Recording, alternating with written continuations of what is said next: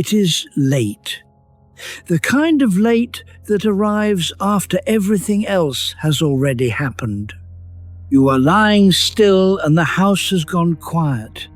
The only sound is the sound of your own thoughts refusing to do the same.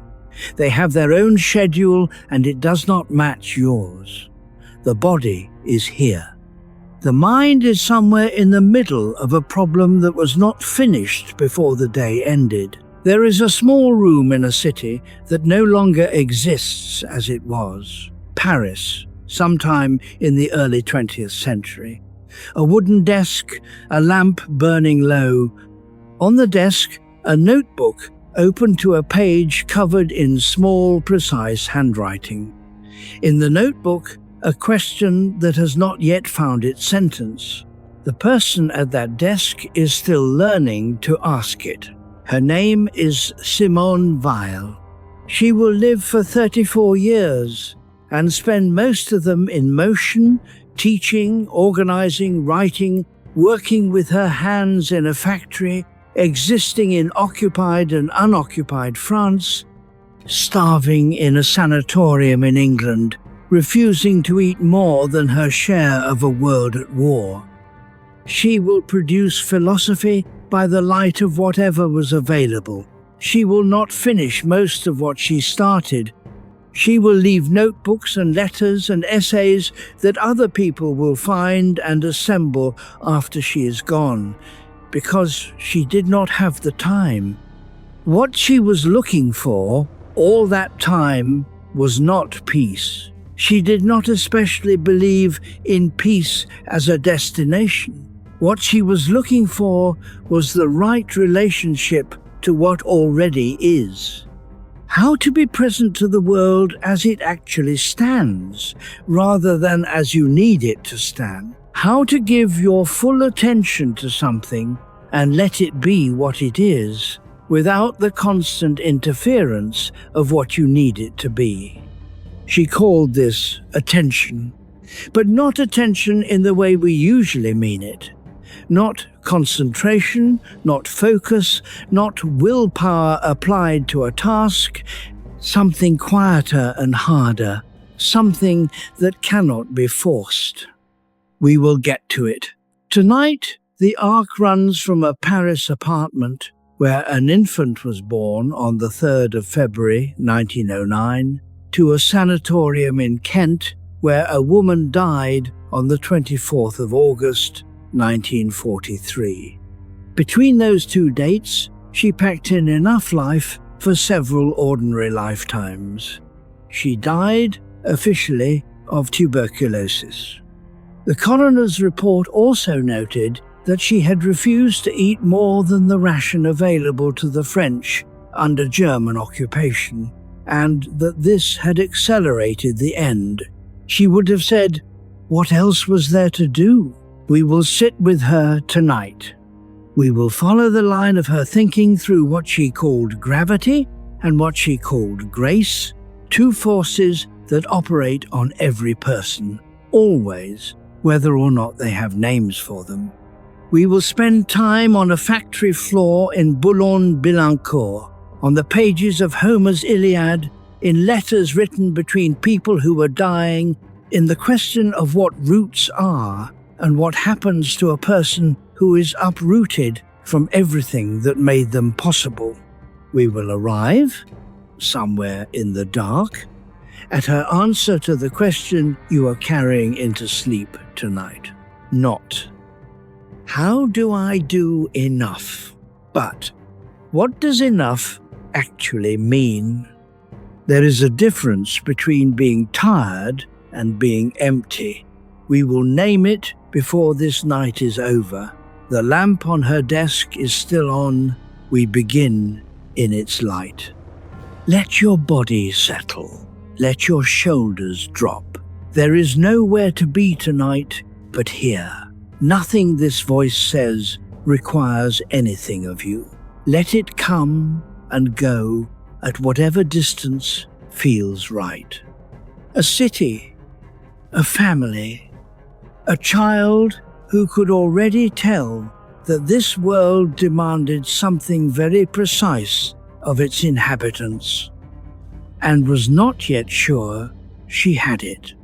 She would spend 34 years becoming sure, not by finding the answer, by learning to ask the question with full precision. That precision is what we are here for tonight. The questions she held are the questions you carry. We begin. Chapter 2, Paris, 1909. Paris, the 3rd of February. A doctor named Bernard Weil and his wife Selma, born Reinhertz, welcomed their second child into a comfortable apartment in the 7th arrondissement. The family is Jewish, secular, intellectual, bourgeois in the best sense of that word. Educated, comfortable enough, serious about ideas. The first child is André, 2 years older, already showing signs of a mathematical mind that will eventually make him one of the founders of the Bourbaki Group, a collaboration that will reshape how mathematicians understand the foundations of their discipline. Simone watches him. She is watching from very early on. Not with resentment. She does not seem to have been resentful, which is remarkable given what she was watching. André solves things. He sees the structure of a problem quickly and cleanly. The solution arrives for him with what looks like inevitability. Simone, beside him, feels herself slower, rougher, less certain of her own tools. She develops very early a conviction that she has received a smaller portion of the intelligence required for real thought. Not a child's complaint easily dismissed. A genuine assessment, held privately, examined carefully, taken seriously. She believes for years that the real capacity for understanding belongs to other people, that she is drawn toward it, adjacent to it, but not quite inside it. This is not self-pity. Self-pity would be easier to set aside.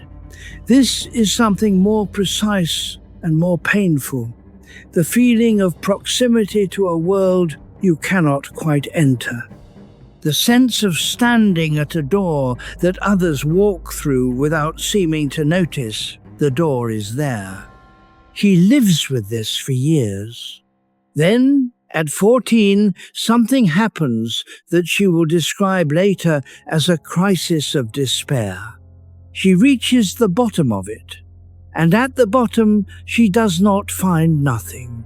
She finds a conviction that surprises her.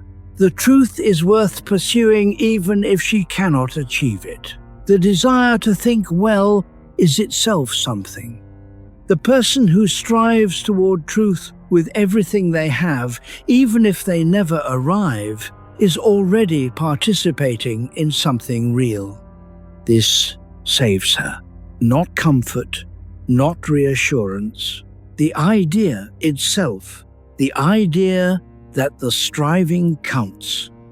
The family moves through the early years of her childhood as Bernard Weil's military medical postings take them to different cities during the First World War. Simone is small and often ill. She has a peculiarly precise sense of what is required of her and a very low tolerance for anything beyond that minimum. She refuses to eat things she considers unnecessary. She gives things away. She notices asymmetries between what she has and what others do not, and she acts on the noticing without announcement. There is a story from when she is 6 years old. The family is at dinner. Someone places a lump of sugar in Simone's cocoa. She removes it. Asked why, she says simply, "The soldiers at the front do not have sugar."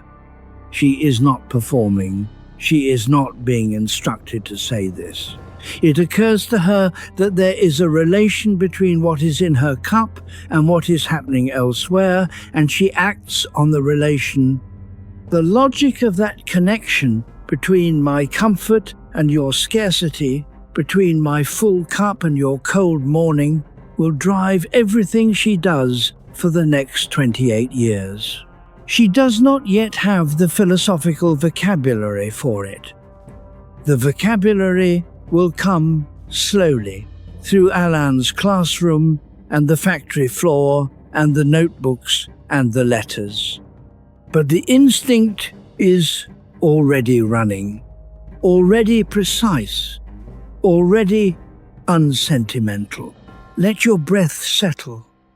Let the muscles around your eyes soften.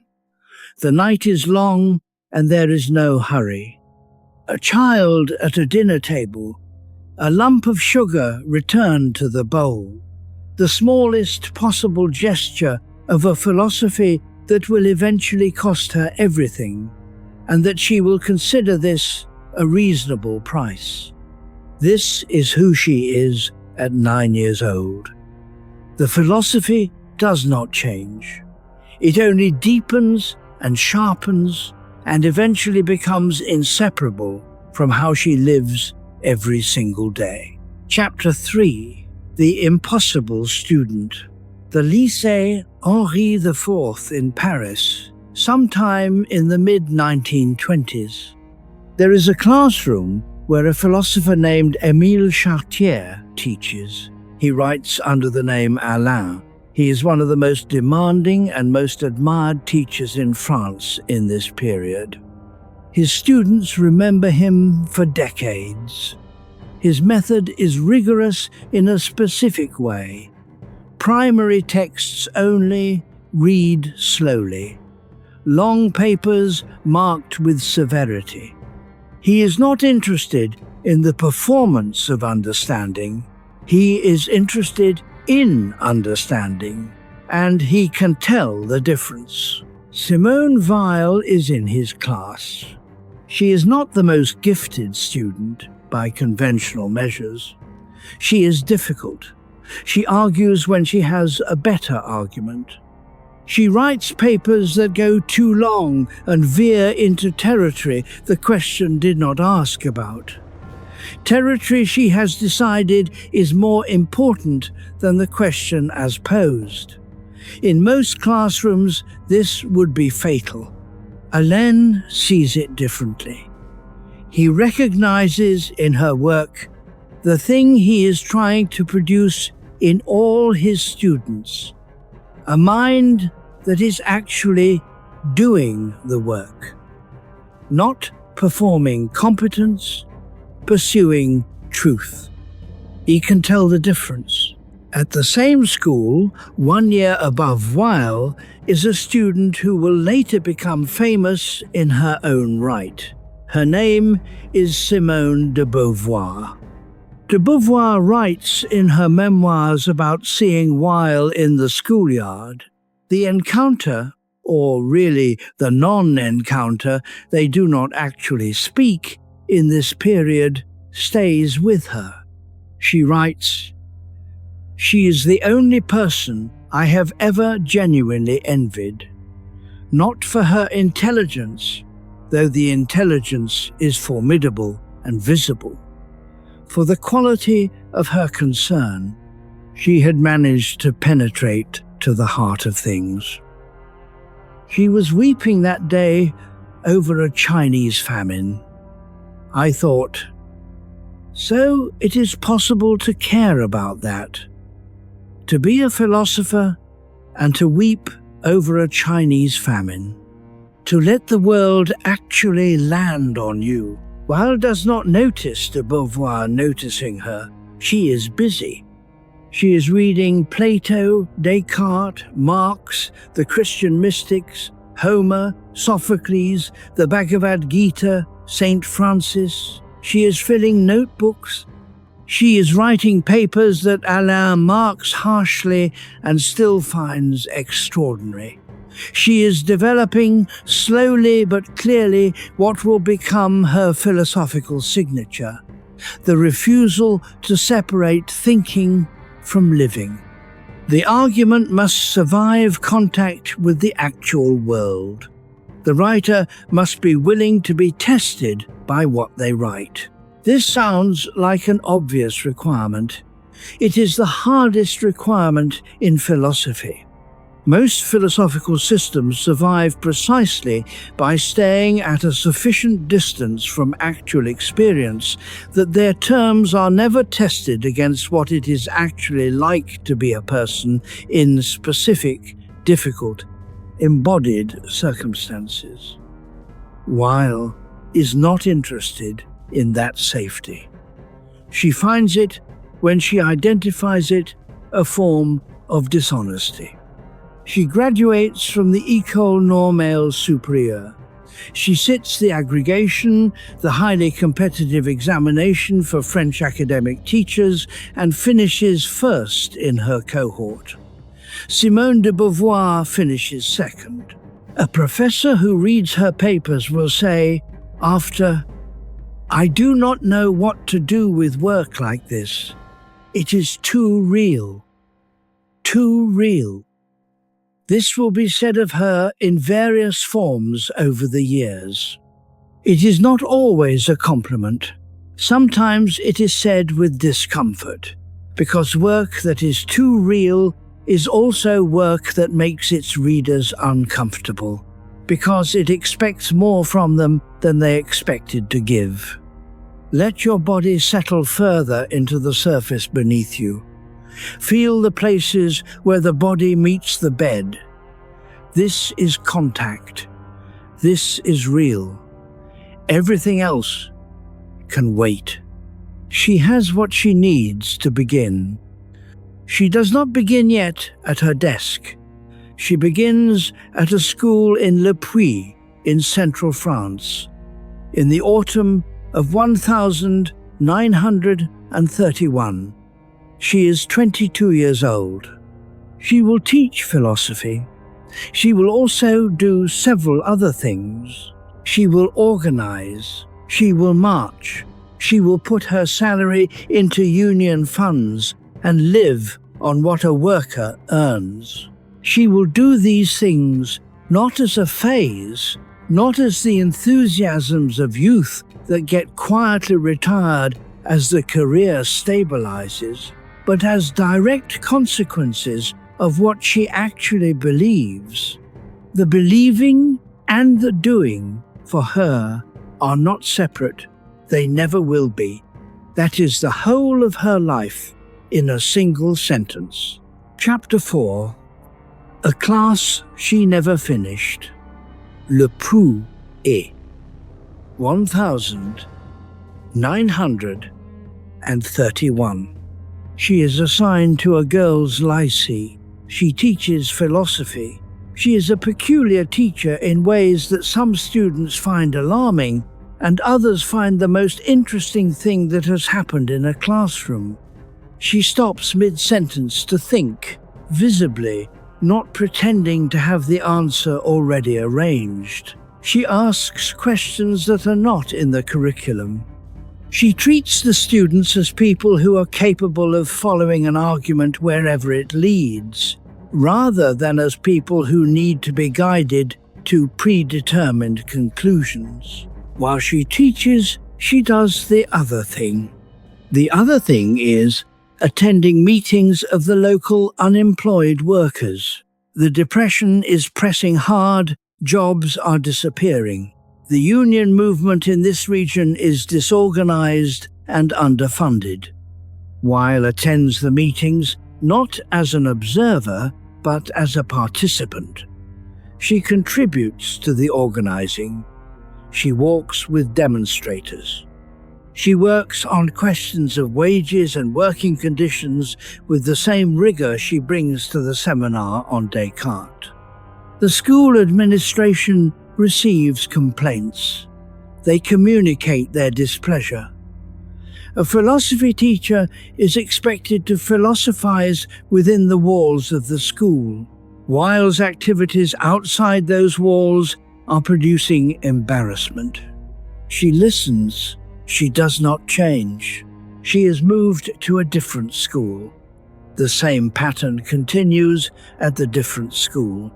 She is moved again. Over the early part of the decade, she teaches at several schools, Auxerre, Roanne, others, always teaching, always also doing the other thing. At Roanne, she goes to the docks nearby and asks to help unload coal. She is not physically strong enough. She tries anyway. She needs to understand what physical labor is from the inside, not from a description. The description is not sufficient.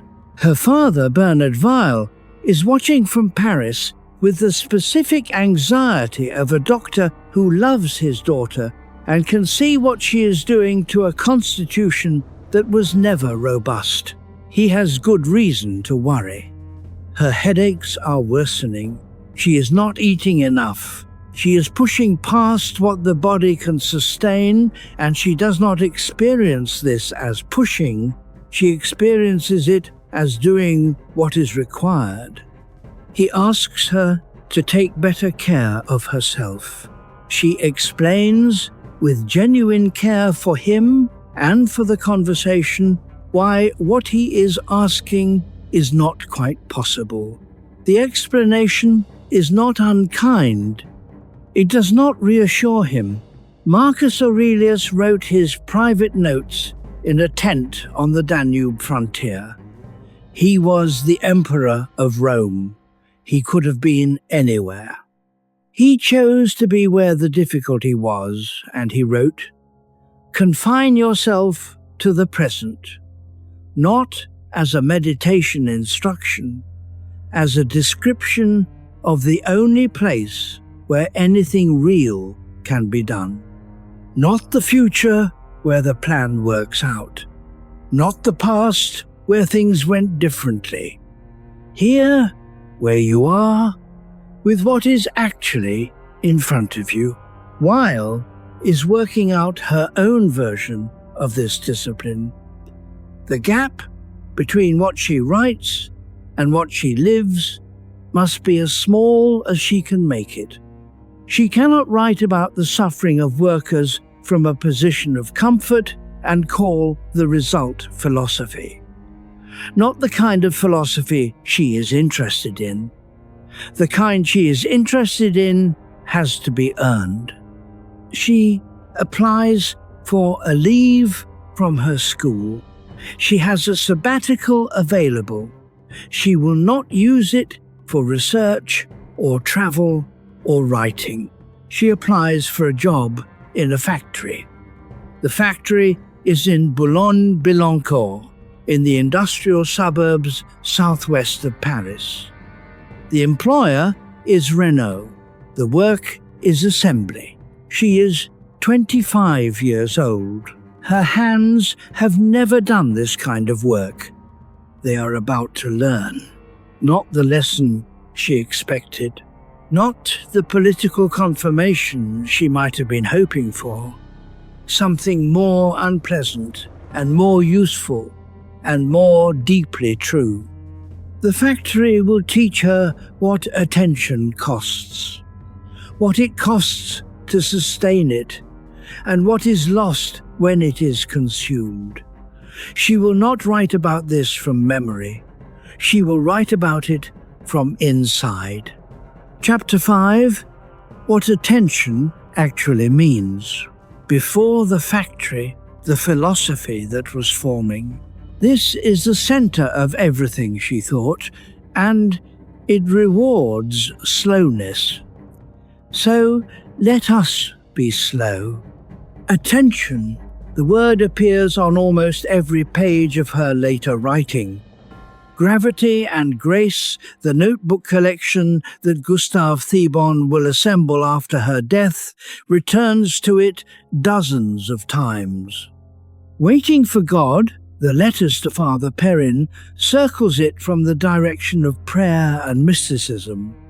The essays she writes about school studies approach it from the direction of pedagogy. It is everywhere in her work because she believes it is the central human capacity, the one that everything else depends on. But she means something very specific by it, and it is not what we usually mean. What we usually mean by attention, focus, concentration, the deliberate direction of the mind toward a task. Paying attention in the sense of applying the effort of directing. The parent who tells a child to pay attention means stop looking at other things and look at this particular thing. Weil means something almost opposite. What she means is closer to the suspension of the self's own activity, the suspension of what the self is already thinking and feeling and needing, so that what is actually there can be received. Not directing, not projecting, not interpreting through the filter of what you already think is there, or fear is there, or need to be there. Just receiving. Being genuinely present to what is in front of you without the constant noise of your own commentary on it. She came to this through mathematics initially.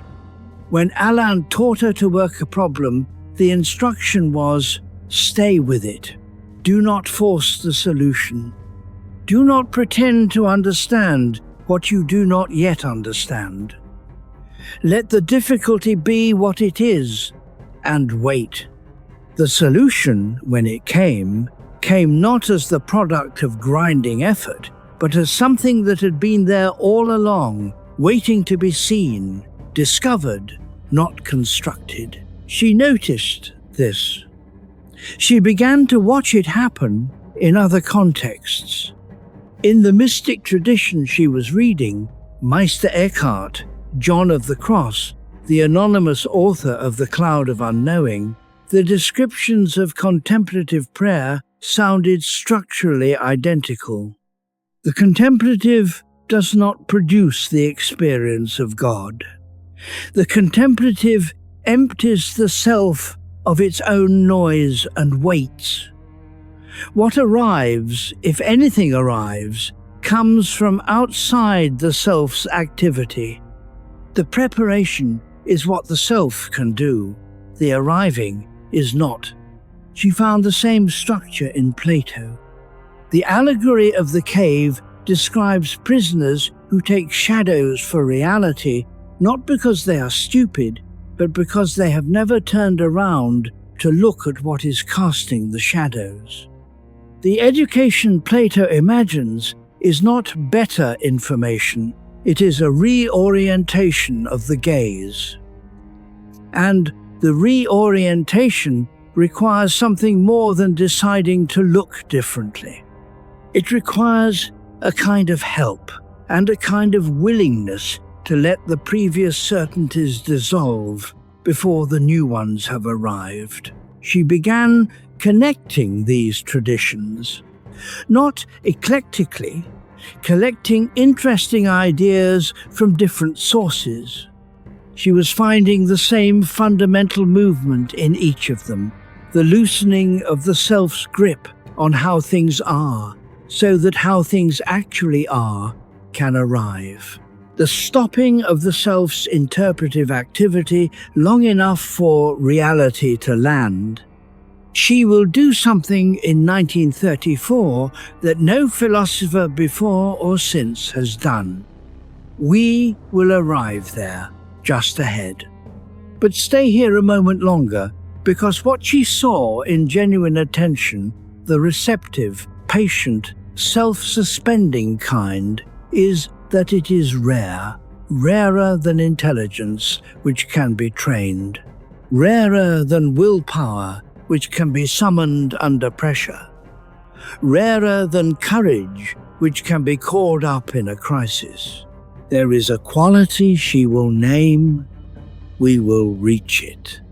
For now, a woman in a classroom, watching a student who is failing not because she lacks intelligence, but because she cannot get outside her own fear of failing long enough to actually look at the problem. Weil is watching. She is thinking about the quality of her own watching. Chapter 6. The School of Looking. There is a student, Simone Weil, remembered for the rest of her life. She encountered him not in a university, not in a lecture hall, but in the secondary school in Ration, where she taught philosophy to young men who were not sure they wanted to learn it. The student was failing. Not spectacularly, not dramatically, but in the ordinary way that most students fail, through absence of connection, through showing up with his body while the rest of him remains somewhere outside. Weil had a choice that every teacher knows. She could ignore it, move through the curriculum, cover the material, mark the term complete. Or she could stop and ask what was actually happening. She stopped. What she discovered was that the boy was not unintelligent. He was not lazy in any meaningful sense of the word. He was poor, and he had grown up poor, and the poverty had left a particular mark, not of bitterness exactly, but of invisibility. He had learned, slowly, and without anyone intending to teach him this, that what he noticed did not matter, that his observations were not the kind that got received, that the gap between what he perceived and what the room required him to say had become so wide that it was easier to stop perceiving altogether. Weil recognized this gap. She had been thinking about it since her years under Alain. Alain, whose real name was Émile Auguste Chartier, had been her philosophy teacher at Henri IV. And the thing he taught more than any doctrine was a practice. The practice of sitting with a problem long enough for it to show you what it actually was, rather than what you expected it to be. He called this effort. He did not mean strain. He meant the specific kind of sustained turning toward that refuses to jump to the comfortable answer. Weil had taken this practice and built a theory around it. In Plato's Meno, Socrates demonstrates something strange, that a slave boy who has never studied geometry can, through careful questioning, work out a geometric proof on his own. The proof does not come from outside him, it is drawn out. And what does the drawing out require? It requires that Socrates ask the right questions. But more than that, it requires that the boy actually look at the figure drawn in the sand, that he attend to what is actually there. Weil read this dialogue not as a story about innate knowledge, but as a story about attention. The boy does not know the answer because some eternal truth is buried inside him, waiting to emerge. The boy finds the answer because someone helped him learn to look. This is what she tried to do with the failing student. She did not give him easier material. She did not lower her expectations. She did not pretend the gap was smaller than it was. What she did was sit beside him and ask him what he saw, not what he was supposed to see, not what the textbook said was there, but what actually presented itself to him when he opened his eyes. And slowly, unexpectedly, he began to answer. Marcus Aurelius, writing in his private notebook 2,000 years before this moment, put something adjacent into words. He wrote about the practice of returning always returning to the thing itself, not to your interpretation of the thing, not to your fear about the thing, not to the story you have already decided to tell about the thing, but to the thing as it presents itself, raw and prior to commentary. He called this seeing clearly. He considered it a discipline. He returned to it in his notebooks, again and again, because again and again he found himself drifting away from it. What Weil added to this lineage was a social dimension that Marcus had not fully articulated. The ability to attend, to actually look without flinching or substituting, is not equally distributed. It is shaped by whether you have ever been told that what you see matters. It is shaped by whether the rooms you grew up in responded to your observations or ignored them. It is shaped by the texture of your daily life, by whether you have the internal space that sustained looking requires. This is why Weil's pedagogy was inseparable from her politics. She could not think seriously about how people learn to see without also thinking about what conditions make real seeing possible and what conditions make it nearly impossible. The student in Rouen eventually passed his exams. Whether that was the point is a different question. What Weil took from the experience, what she carried forward into every subsequent phase of her thinking, was the conviction that the most important thing any teacher could offer a student was not knowledge, but the recovery of their own attention, to help someone find their way back to their own capacity to look. She would spend the next decade discovering how difficult that recovery really is, and how much the world does to prevent it. Chapter 7. When you see without choosing what to see, there is a difference between looking at a person and seeing them. Looking is something the eyes do. Seeing, in the sense Weil means, is something the whole self has to participate in, and it costs something, and most of us, most of the time, are not doing it. What we are doing instead is recognizing. We encounter a face and we rapidly locate it within a category we already possess: friend or stranger, useful or irrelevant, safe or uncertain. We do this in fractions of a second. We are very good at it. And in the ordinary business of moving through the world, this rapid categorization serves us well. We could not function without it.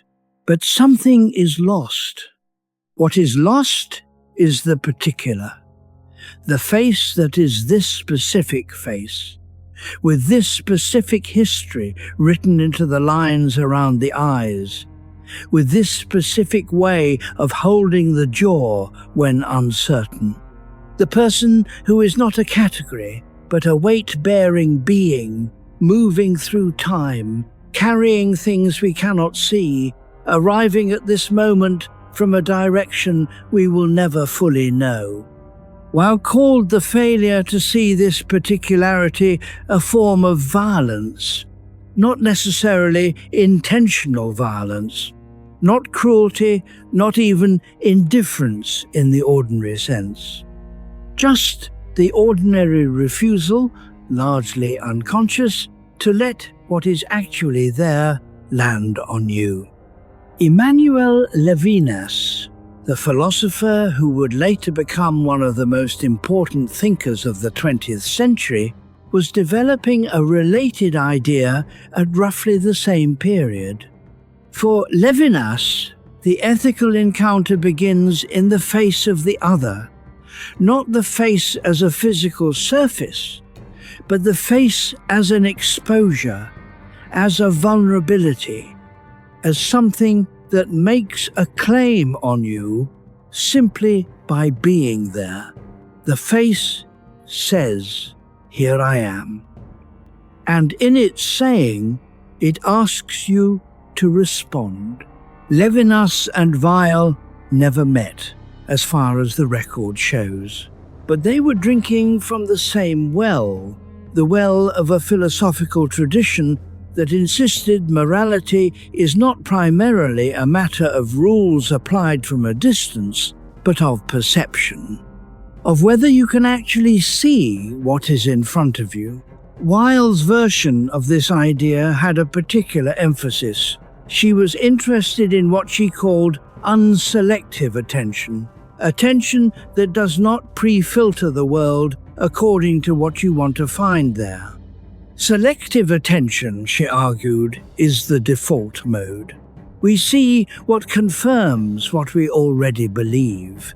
We see what pertains to our own desires and plans. We see what is beautiful or threatening or useful. We are very reluctant to see what simply is. Unselective attention, the real thing, the thing she was after, requires a suspension, not of judgment exactly, but of the rush to judgment. It requires sitting with the world as it presents itself before deciding what it means. It requires, as she put it in one of her notebooks, a kind of creative waiting. She planted a seed here, the seed of something she would say more directly later, something rarer than courage. She did not say it yet. She let it rest.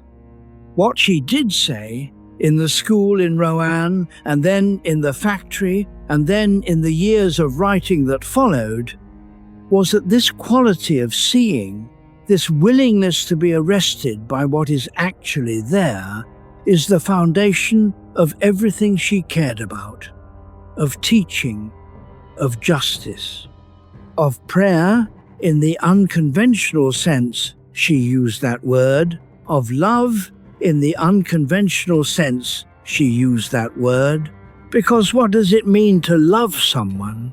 It means, at minimum, to actually see them.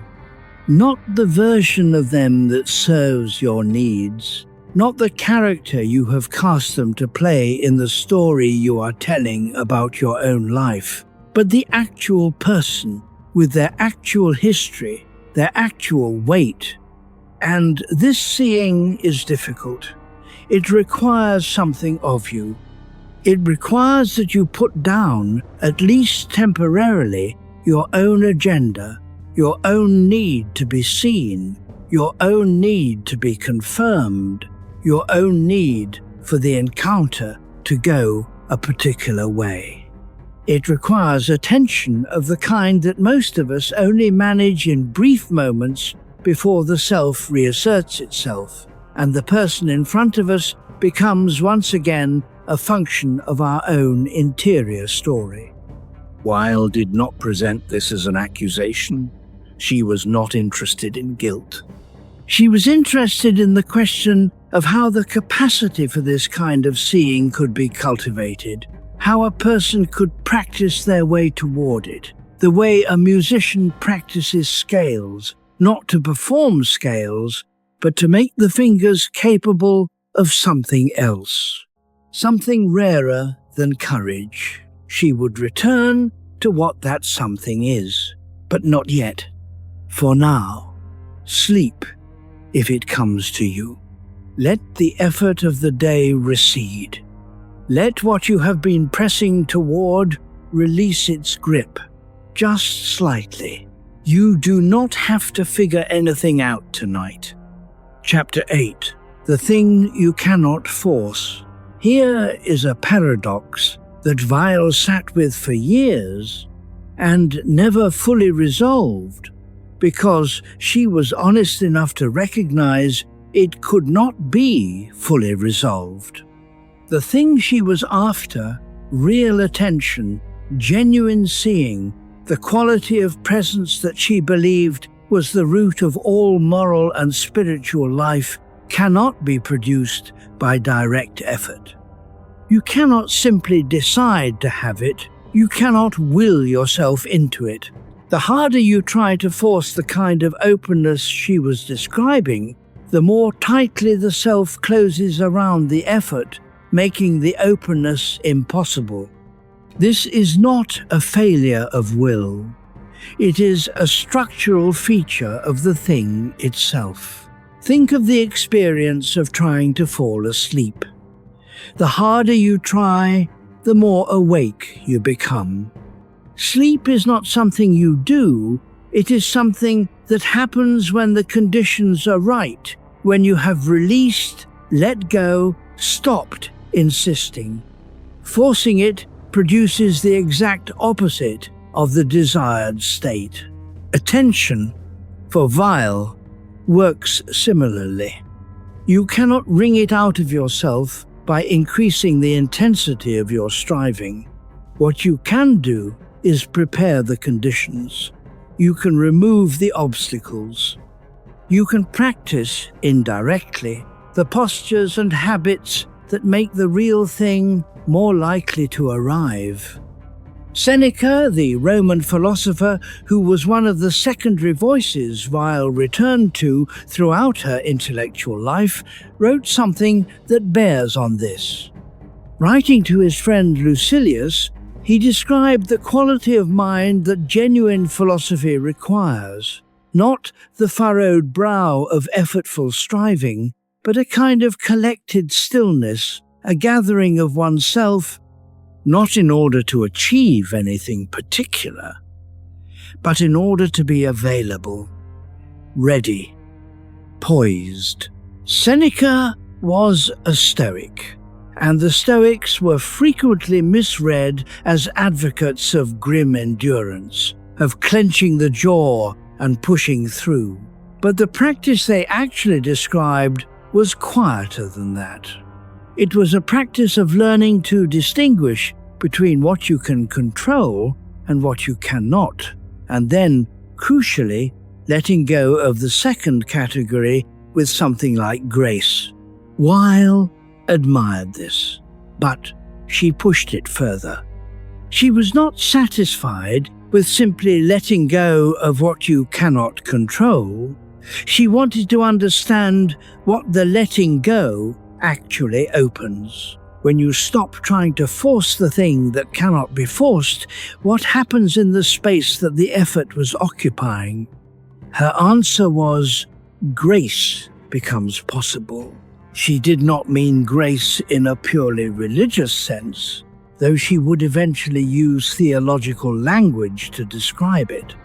She meant something that can be described without reference to any particular faith, a quality of gift, a quality of receiving, something that arrives not because you earned it, but because you stopped blocking it. The ego, the persistent self, the one that is always trying to secure itself, to manage outcomes, to ensure that things go a particular way, is, for Weil, the primary obstacle to attention. Not because the ego is evil, because the ego is loud. It fills the available space. It is constantly generating commentary, constantly scanning for threat and opportunity, constantly converting experience into narrative that features itself as the central character. When the ego quiets, when you are tired enough, or calm enough, or present enough that the commentary slows, something else becomes audible. She does not give this something else a single name. At different moments, she calls it truth, or beauty, or God, or the void. The naming was not, for her, the point. The point was the experience of it. The experience of being arrested by something that is simply there. Not because you constructed it, not because you achieved it, but because you stopped, briefly, being in the way. Wilde's contemporary Thomas Merton, the Trappist monk and writer, came to something very similar from a different direction. He wrote about the contemplative tradition's understanding that real prayer, the kind that actually connects you to something beyond yourself, is not an activity you perform, it is a state you allow. You prepare for it. You create the conditions. But the thing itself is not under your control. This is deeply counterintuitive in a culture that rewards productivity, that equates effort with virtue, that measures worth in outputs per hour. To be told that the most important thing cannot be produced, only received, that the harder you work for it, the further it retreats, is genuinely disorienting. Weil knew this. She did not soften the disorientation. She thought it was important to sit with it. Because in the sitting, in the genuine encounter with the limits of your own will, something becomes possible. Not immediately, not on demand, but in the fullness of whatever time it needs. Rest now. Let the effort of understanding go. You have been trying long enough for tonight. Let the questions settle. Chapter 9. Gravity. Imagine holding a stone above still water and releasing it. You do not have to tell it what to do. You do not have to explain the direction. The stone simply falls toward the center, toward the pull, along the path that the structure of the world has already prepared for it. Simone Weil looked at human beings and saw the same pattern. She called it gravity, and she meant something both literal and metaphorical. She meant the pull of the ego toward its own interests, the automatic tendency of the self to orient around its own center. The reflex to protect, to secure, to seek comfort, to move toward what rewards and away from what threatens. All of this, she said, is gravity, the moral equivalent of the stone falling. And none of it is a failure. That is what is important to understand. She was not calling gravity evil. She was calling it a natural law, the default condition, the state that requires no effort because it is simply what happens when nothing intervenes. Viktor Frankl, who would survive the Nazi concentration camps and emerge with a philosophy of meaning that would reach millions of people, described something analogous in human suffering, the tendency, under pressure, to contract, to narrow, to become absorbed in the immediate demands of survival at the expense of everything that might otherwise define a life. He called this existential vacuum, not wickedness, just the gravitational pull toward the path of least psychic resistance. Frankl also observed something more hopeful. He observed that even in the most extreme conditions, some people found a way to resist the contraction. Not all the time, not without cost, but in ways that were real and that mattered. He described prisoners who shared their last piece of bread with someone weaker. He described people who turned their suffering into something, into testimony, into a kind of witness, into something that imposed meaning on what might otherwise be only catastrophe. He called this the last human freedom, the freedom to choose your attitude in any given set of circumstances. Weil was describing the same territory, but from a different angle. She was interested not in the extreme case, but in the ordinary one. What does it take in the unremarkable texture of an ordinary week, to resist the pull of gravity, to move towards something rather than simply falling. Her answer at this point in her thinking was not yet complete. She knew what the resistance was not. It was not willpower, not determination, not a louder insistence of the ego. She had already established that the ego's loudness was part of the problem. What it was, what she was beginning to work toward, was something she would call grace. But she wanted to be careful here, because grace is a word that gets misused. It gets used to describe ease, to describe things that come naturally, to describe talent, to describe luck. She did not mean any of those things. She meant specifically the quality of movement that is not ego-driven, the quality of reaching towards something because of what it is, rather than because of what it offers you. The quality of giving, or attending, or loving that has genuinely let go of the self that is giving, attending, loving. This is rare. She was not pretending otherwise. But she had seen it. She had seen it in faces. She had seen it in moments of kindness that cost the giver something real. She had seen it in certain kinds of work, in craftspeople who had given themselves so completely to the requirements of their material that the ego had temporarily retired and something cleaner was operating. Here, almost exactly 45 minutes into the story she was building, Weil asks you to notice something.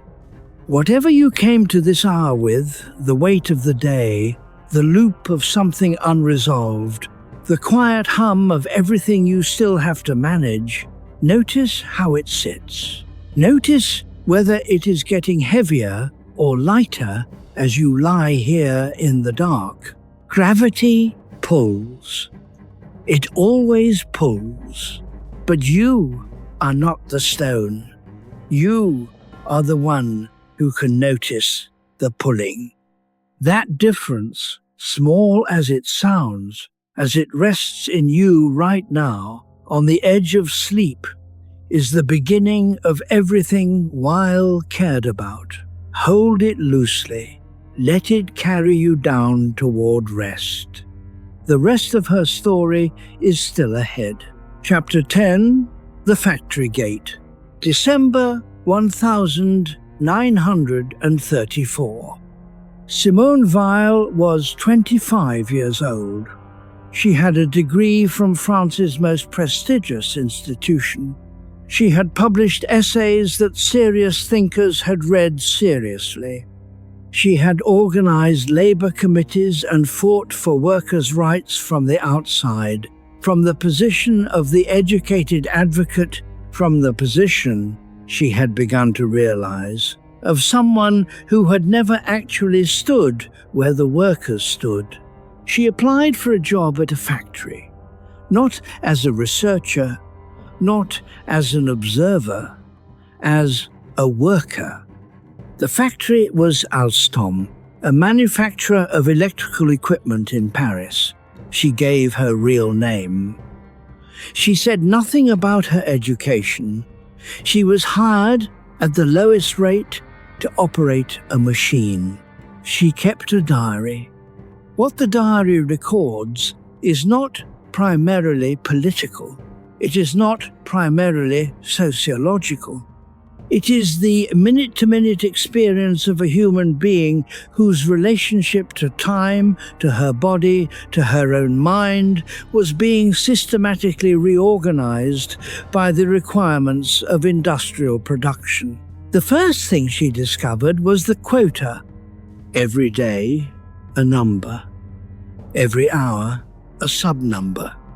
The machine had to produce a certain quantity of components per shift, and the shift did not negotiate, and the pace did not adjust to whether she was tired or cold, or had slept badly, or was fighting off something.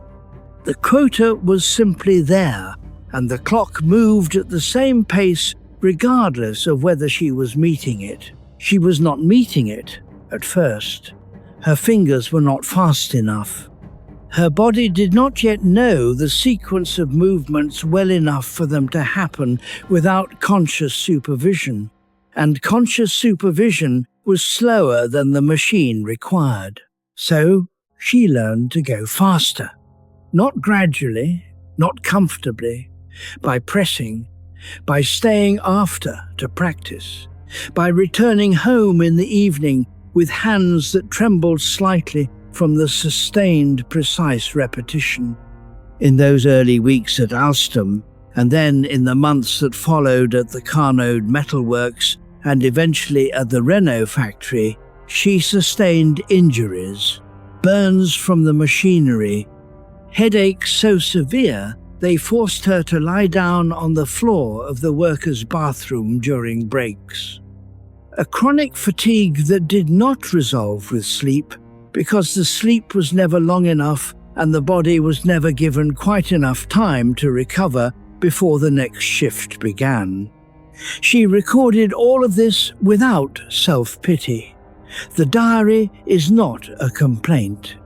It is an attempt at precision, at seeing clearly what was actually happening, the way her teacher Alain had trained her to see, without substituting the comfortable interpretation for the difficult reality. What she saw was this: the machine does not know it is dealing with a person. This sounds obvious. It is not when you are living it. The machine presents a set of requirements. The shift presents a duration. The quota presents a number. None of these care whether the person operating the machine slept well, or had a headache, or had a thought that was trying to surface but could not quite surface because the production line required the next movement now, and now, and now, again. What happened under this sustained pressure to the ability she had spent years cultivating? The ability to attend, to see, to bring the full quality of her perception to bear on whatever was in front of her. It was being used up, not destroyed, but used up in a particular direction, used up in the maintenance of the physical sequence, in the constant monitoring of speed, in the management of the body that was always slightly behind what the machine required. There was nothing left over for anything else. This was the discovery.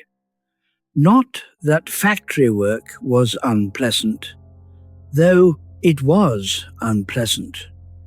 Not that the hours were long, or the pay was low, but that the particular structure of industrial production, as she experienced it from the inside, consumed the very faculty she had decided was the most important faculty a human being possesses. And she understood now what that meant politically, not as an abstraction, as a fact she carried in her hands. Albert Camus, who was 21 and not yet famous, and would not read Weil until years later, would eventually describe Sisyphus pushing his boulder and argue with tremendous force that Sisyphus must be imagined happy, must be imagined reclaiming his fate. Weil was less certain. She wanted to know what Sisyphus's hands felt like after the 10,000th push. She was finding out. Chapter 11, The Assembly Line. Her name was Rosa. Simone Weil mentions her in the diary without elaborating, without describing her face or her history or what she did outside the factory.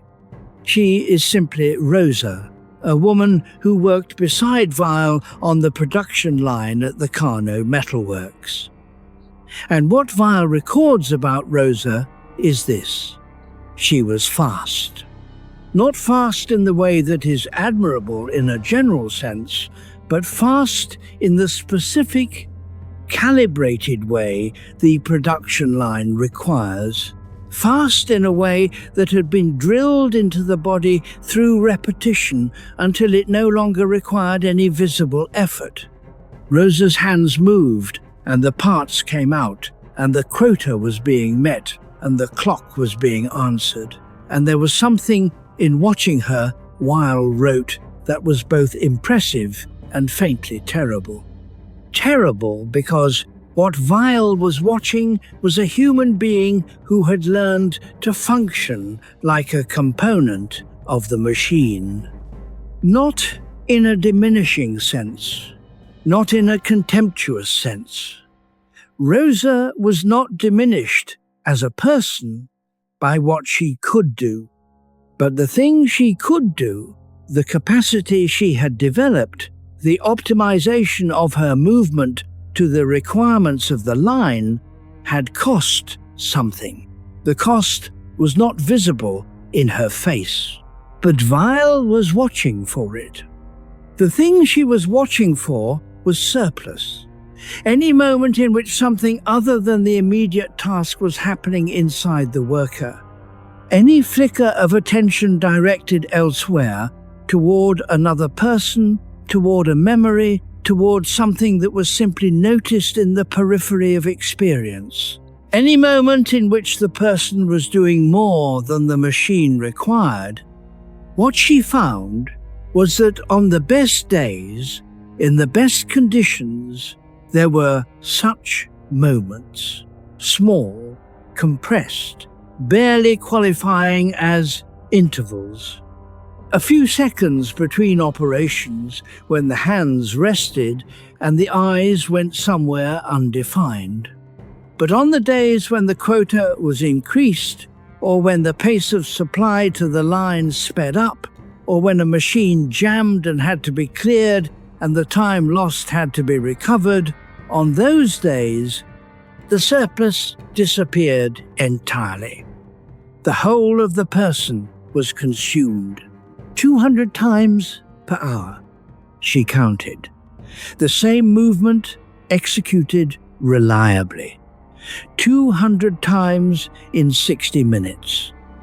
Over the course of an 8-hour shift, that was 1,600 repetitions of the same small arc of motion. Over the course of a week, 8,000 repetitions. Over the course of a year, that Weil, who did not work in factories for a year, who lasted months before her health collapsed, imagined stretching on and on. She did not have to imagine. Rosa was doing the imagining for her, except that for Rosa it was not imagining, it was simply Tuesday. Camus would eventually write about Sisyphus with love. He would look at the man condemned to repeat a meaningless task for eternity and find in him something heroic, the choice, in the face of absurdity, to keep going. One must imagine Sisyphus happy, Weil loved Camus for the generosity of this. But she wanted to push back gently. The workers she was watching had not chosen their repetition.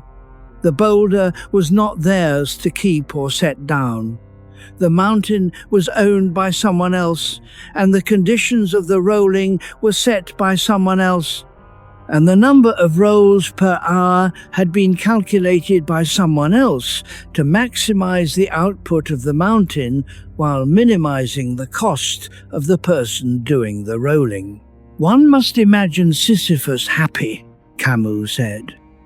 But what if Sisyphus is not Sisyphus? What if Sisyphus is Rosa, and Rosa has a child at home, and the child was sick last night, and the quota has just been raised? This was the question Weil was trying to hold. Not to answer it, not yet, but to hold it without flinching, which is the first requirement of any honest thinking about human dignity. She held it. For years, she held it in the way that serious thinkers hold the questions that do not have comfortable answers, by living with them, returning to them, refusing the premature resolution. Chapter 12. What her hands learned. There is a kind of knowledge that lives in the body and not in the mind. The carpenter who has worked with wood for 20 years does not calculate the angle. The hands find it. The musician who has practiced a passage until it becomes automatic is not following the sheet music note by note. Something more like memory, distributed through the fingers and the wrists, is producing the sound. The skilled craftsperson in the middle of the work is not thinking about the work in the way that a student thinks about a lesson. The thinking and the doing have become the same thing. Simone Weil knew this kind of knowledge existed, and she respected it enormously. What she found in the factory, what disturbed her in a way that never fully left her, was that the production line was not producing this kind of knowledge. It was producing something that resembled it from the outside, but was fundamentally different. The assembly line worker develops speed. She develops reliability. She develops the capacity to execute the same movement accurately under conditions of fatigue and noise and distraction. These are real capacities. She is not pretending they are not, but they are not the same as the craftsperson's knowledge, and the difference matters. The craftsperson's knowledge is responsive. It develops through a dialogue with the material. The wood tells you things about itself, where it wants to split, where it will resist, where the grain is running. The clay tells you things, the metal tells you things. And the skilled craftsperson has learned to listen, not with the ears exactly, but with the hands, with the whole attending body, and to adjust. This adjustment is the site of intelligence. It is where human perception and human judgment are genuinely engaged. It is where the person is not merely a delivery mechanism for a predetermined sequence, but a genuine participant in the making of something. The assembly line removed this dialogue. The component was the same every time. The machine presented the same requirements every time. The motion that was required was already known. It did not need to be discovered fresh with each iteration. There was nothing to listen to. There was nothing to adjust toward. There was only the repetition and the quota and the clock. What this meant, what Weil felt in her own body after weeks on the line, was that the intelligence engaged in assembly line work was a minimal intelligence. Enough to maintain the sequence, to catch errors before they became catastrophic, to function safely, but minimal. And minimal intelligence, sustained over hours and days and years, does not develop, it does not grow, it does not build toward anything. It simply persists. Camus, in his great essay on Sisyphus, described the absurd hero as someone who has embraced his fate. But the craftsperson's fate is not the same as the assembly line worker's fate. The craftsperson's fate is to encounter daily the surprise of the material. The assembly line worker's fate is to encounter daily the certainty of the sequence. Weil loved the idea of the craftsperson. She returned to it again and again. She thought that something about the craftsperson's relationship to work, the dialogue, the attention, The way the work required you to genuinely see what was in front of you was a model of the kind of engaged presence she was trying to articulate in all its dimensions. And she thought that the progressive replacement of craft by industrial production was not simply an economic change. It was a change in the texture of human consciousness, in how people spent their attention, in how they were trained to perceive, in what they were asked to bring of themselves to the work they spent most of their lives doing. She was not naive about this. She was not calling for a return to pre-industrial production. She was not pretending that craft was purely noble or that factory work was purely degrading. She was making a more precise claim, that there is a kind of work that develops the capacity of the person who does it, and a kind of work that simply consumes that capacity without developing it. And that this distinction matters more than almost anything else we could say about the organization of economic life.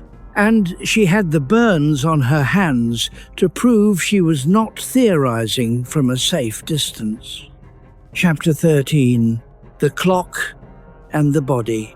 Before the factory, Simone Weil had a complicated relationship with time. She was not a punctual person in the ordinary sense. She was consumed by ideas, and ideas do not respect schedules. She worked through the night when something interested her enough, and slept into the morning and rearranged her days according to the internal requirements of whatever she was thinking about, rather than the external requirements of a timetable. This relationship to time was a luxury. She understood that abstractly, before the factory. She understood it completely, in her body, after. The production line does not negotiate with your interior state. What Weil discovered and recorded in her diary with careful precision was that industrial time and human time are not the same thing, and that forcing one into the shape of the other requires a continuous, low-level act of violence against the self. Human time is variable. It dilates when you are absorbed in something and contracts when you are bored. It stretches when you are in pain and races when you are happy. Everyone who has ever waited for something difficult to end or tried to extend a moment of joy knows this. Time is not experienced as uniform. It is experienced as textured, as having qualities, as moving at speeds that respond to what is happening within you. The clock on the factory wall does not have an interior state. The clock is purely external. It moves at one speed, regardless of what the worker is experiencing, regardless of whether she is tired or alert, regardless of whether the component in her hand is presenting a difficulty or flowing smoothly. The clock simply moves, and the quota simply accumulates, and the gap between the clock's requirements and the worker's interior time must simply be bridged every second, every minute, every hour of every shift. Epictetus knew something about this. He was a slave. He was not a factory worker, and his condition was different in important ways from the condition of the workers Weil was observing. But he had developed, out of his experience of having his body owned and his time owned and his movements governed entirely by someone else's requirements, a philosophy of what the self can and cannot do under such conditions. His central teaching was the distinction between what is in our power and what is not. The body, its movements, its placement, its use, is not fully in our power. Other people's opinions, the events of the external world, the structure of the institution you inhabit, these are not in our power. What is in our power is the inner life. The way you relate to what is happening to you, what you make of the experience internally, even if you cannot change the experience externally. Weil read the Stoics carefully. She admired them. And she also, characteristically, pressed back. What Epictetus was describing, the inner citadel, the self that remains free even when everything external is constrained, was real. She did not doubt that. She had seen it. She had watched workers on the line develop their own internal life, their own way of being present to themselves within the constraints, their own private freedoms. But she noticed something else. She noticed that the inner citadel requires fuel. It requires a certain baseline of psychic energy to maintain, and when the work is sufficiently demanding, when the quota is high enough, when the pace is fast enough, when the fatigue is deep enough, the fuel runs out. The citadel does not fall in a dramatic way, it simply goes quiet. The inner life that the Stoics had said was inviolable turns out to be something that can be, if not destroyed, then at least rendered temporarily inaccessible. She had felt this herself. She had felt the moment, on the long, late afternoons of a difficult shift, when the citadel went quiet, when the thought she had been trying to think simply stopped being available. When the person who read Plato and argued about labor politics and wrote essays in the evenings was not gone, exactly, but not present. What was present was the movement and the machine and the clock on the wall. Epictetus had drawn the map of the inner life beautifully. Weil was adding a footnote. The territory requires conditions. Chapter 14. What productivity does to a person. Hannah Arendt, in a book she published in 1958, made a distinction that few people outside philosophy have fully absorbed, but that would have interested Simone Weil enormously if she had lived to read it. Weil died in 1943. Arendt's book came 15 years later. The distinction Arendt made was between labor, work, and action. Labor, for Arendt, is the activity of biological necessity.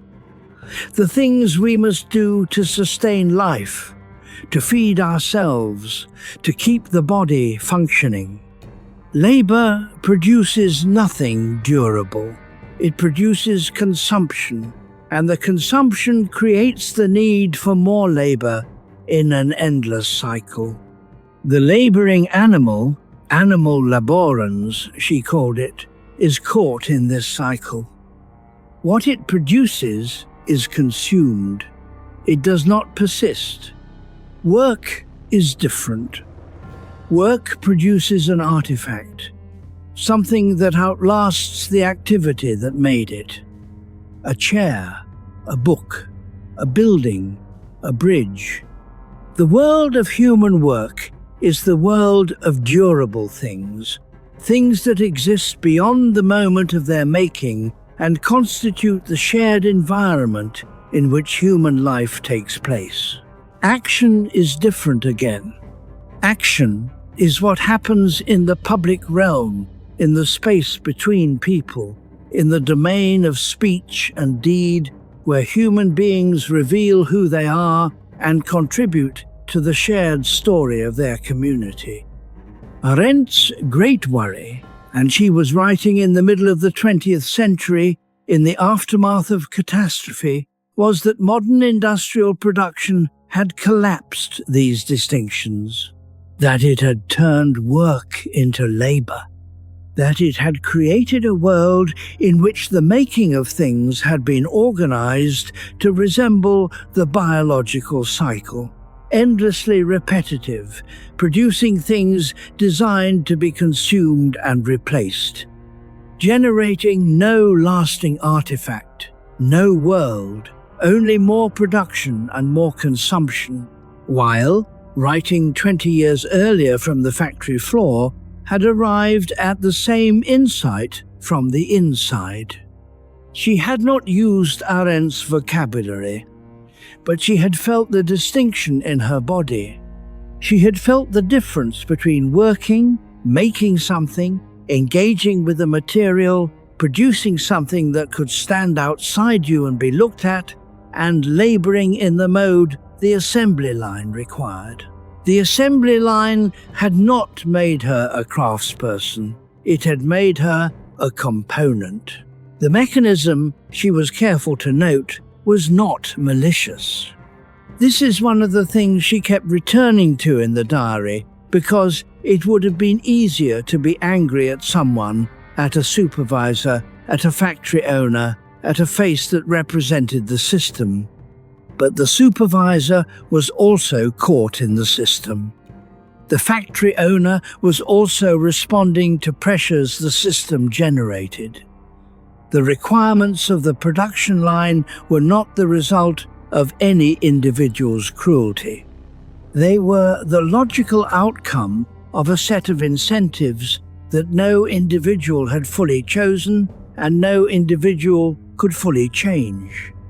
The mechanism without malice is in some ways harder to address than malice. Malice has an agent. A mechanism simply operates. Weil was foreshadowing something she would develop more fully in the essay. She would write in 1940, reading the Iliad in the shadow of the fall of France. The force that the Iliad describes, the force that turns persons into things, that drives armies and crushes individuals under the weight of necessity, is not personal. The soldiers in Homer's poem are not primarily villains and heroes. They are human beings caught in the operation of forces larger than themselves, doing what the forces require, suffering what the forces inflict. The factory was one version of this force. Not war, not evil in any simple sense, but force, the thing that operates on you without asking your permission, that shapes your movement and your attention, and over time, the quality of your interior life, without anyone having decided that it should. She was taking notes on this. She would use them. For now, in the darkness between one shift and the next, she was becoming something she had not expected to become. A philosopher who understood necessity not because she had read about it, but because she had learnt it in her hands. Chapter 15. The Silence Below the Noise. She left the factories in August 1935. She had been sick throughout much of the previous 8 months. The headaches had been relentless, the fatigue had compounded, and there had been a period in the spring when a doctor had told her to stop, and she had, reluctantly, for a few weeks before returning. By summer, she could not return. The body had been precise about its limits in a way that her will had not been. She went to Portugal. She went to rest, which she did not know how to do, but which she attempted. In a small fishing village on the Portuguese coast, she witnessed something. It was evening. The women of the village were walking in procession around the boats that the men had taken out that day. A ritual tied to a local saint's day, she thought. Though she did not know the village's traditions well enough to be certain, they were carrying candles. They were singing. She stood at a distance and listened. What she heard was not folk music in the picturesque sense. What she heard was something old, something that had been sung for a long time by people who had need of what song can carry. Something that was not trying to be beautiful, but that was simply true. The sound of people marking the fact that they were alive and that the living was difficult and that they were doing it together. Weil, who was not a religious person in any conventional sense at this point in her life, who was suspicious of institutions, who distrusted the consolations of doctrine, felt something in that moment that she later described as the first indication that her life might hold a Christian dimension. She did not convert that evening. She did not suddenly believe in anything she had not believed in before, but something cracked open, some room in her that had been closed, and the crack let in a light she did not have language for yet. What she said later was that Christianity was the religion of slaves. She meant this as high praise. She meant that the faith that made sense to her was the faith that took seriously the experience of those who had been crushed, that did not promise rescue from affliction but remained present within it, that did not explain suffering away but sat with it without flinching. The marks the factories had left on her were not gone. She said later that her year in the factories had left an indelible mark on her life. She used that word, indelible. Not a mark she could interpret now, not a mark she could read clearly, but a mark that was simply there, written into her in a language she would spend the rest of her life trying to decipher.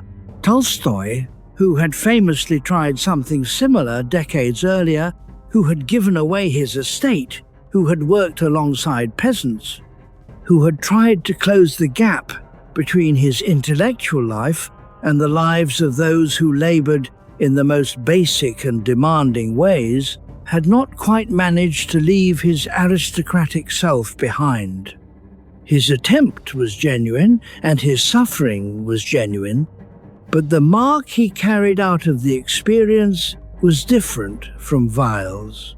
He carried outrage and conviction and a new theology of simplicity. She carried something quieter, something that had not yet become language. What the factory year had given her, beneath the outrage and beneath the political conviction and beneath the theoretical framework she would build from it, was an experience of silence. Not literal silence, the factories were loud, but a silence below the noise, a silence that the noise was covering, a silence that she had felt in her bones during the worst of the quota days, when the ordinary commentary of her mind had gone quiet, and what remained was a level of experience she did not normally inhabit. She had not liked that silence in the factory. It had felt like loss. But now, on the Portuguese coast, listening to the women singing by the water in the evening, she was beginning to wonder whether that silence was actually a kind of opening, a space that something else could enter. She was not sure yet what that something was. She would spend the rest of her life finding out. Chapter 16, Grace. You have been with her for almost an hour now. She is 26 years old, she has left the factories. She is sitting somewhere in Portugal with the marks of 8 months of industrial labor on her hands, and she has just experienced something she does not yet have words for, and she is beginning, very slowly, to build toward the central idea of her life. Let that settle for a moment. There is something important that happens around the 80-minute mark of a long story. Something shifts in the listener, in the way a long piece of music shifts when it moves into a new key. The early material has established itself. The characters have weight, and what comes now lands differently, because the ground has been prepared. Grace is the word Weil will eventually use. She is careful about it. She knows it is a word that has been used carelessly and that is encrusted with meanings she does not intend. She peels them away. She does not mean effortlessness. She does not mean talent or natural aptitude. She does not mean divine intervention in the sense of miracles violating the laws of nature. She does not mean the decorative quality of a person who moves with physical elegance. She means something much more specific. She means the quality of movement that is not gravity-driven. Return to the stone and the water. Gravity pulls everything toward the center, toward the lowest available point, toward the path of least resistance. This is not evil. It is simply law. Everything that is not actively being held up will fall. Human beings, Weil says, are mostly falling. The ego tends toward its own interests. The psyche tends toward comfort.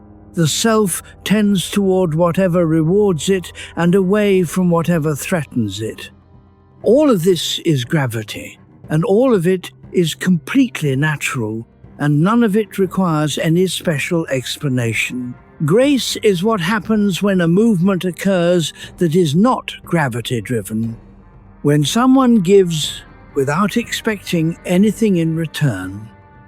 When a person attends to someone who cannot help them. When the self steps back, genuinely, not performatively, from the center of a situation and allows something other than its own interests to govern the response. These moments are real. Weil insists on this. They are not illusory, not merely apparent altruism hiding deeper selfishness. They happen. She has witnessed them. She has, in her best moments, experienced them.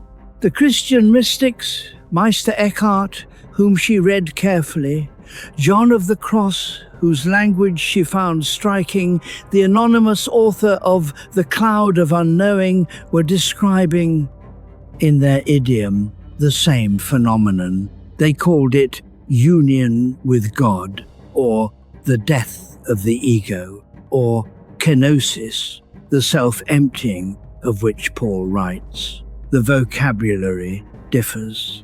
The structure is the same.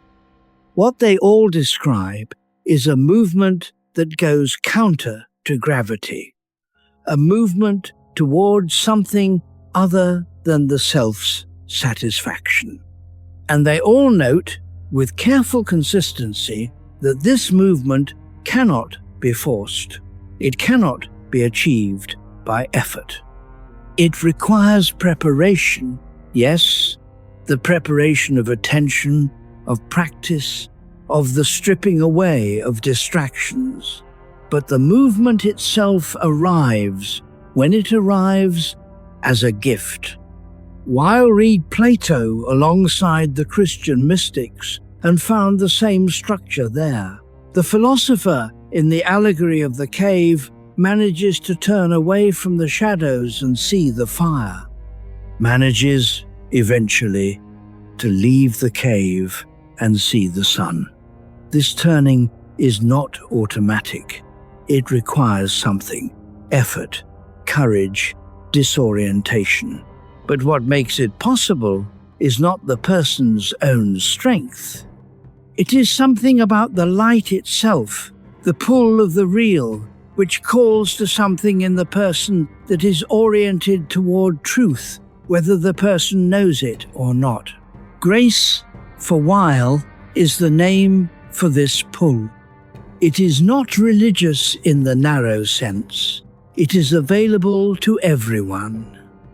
It operates whether or not you believe in God, whether or not you have any spiritual framework whatsoever. It operates whenever the ego steps back far enough for something real to enter. And it is what the factory in its current organization makes almost impossible.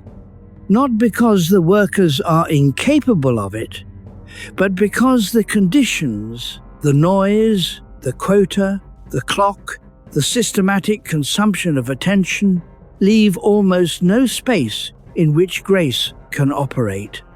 This is why Weil's factory year was not a detour from her philosophy. It was the laboratory in which her philosophy was tested and strained and forced to become more precise. She knew now what grace was up against. She knew what she was arguing for. Rest in that knowing.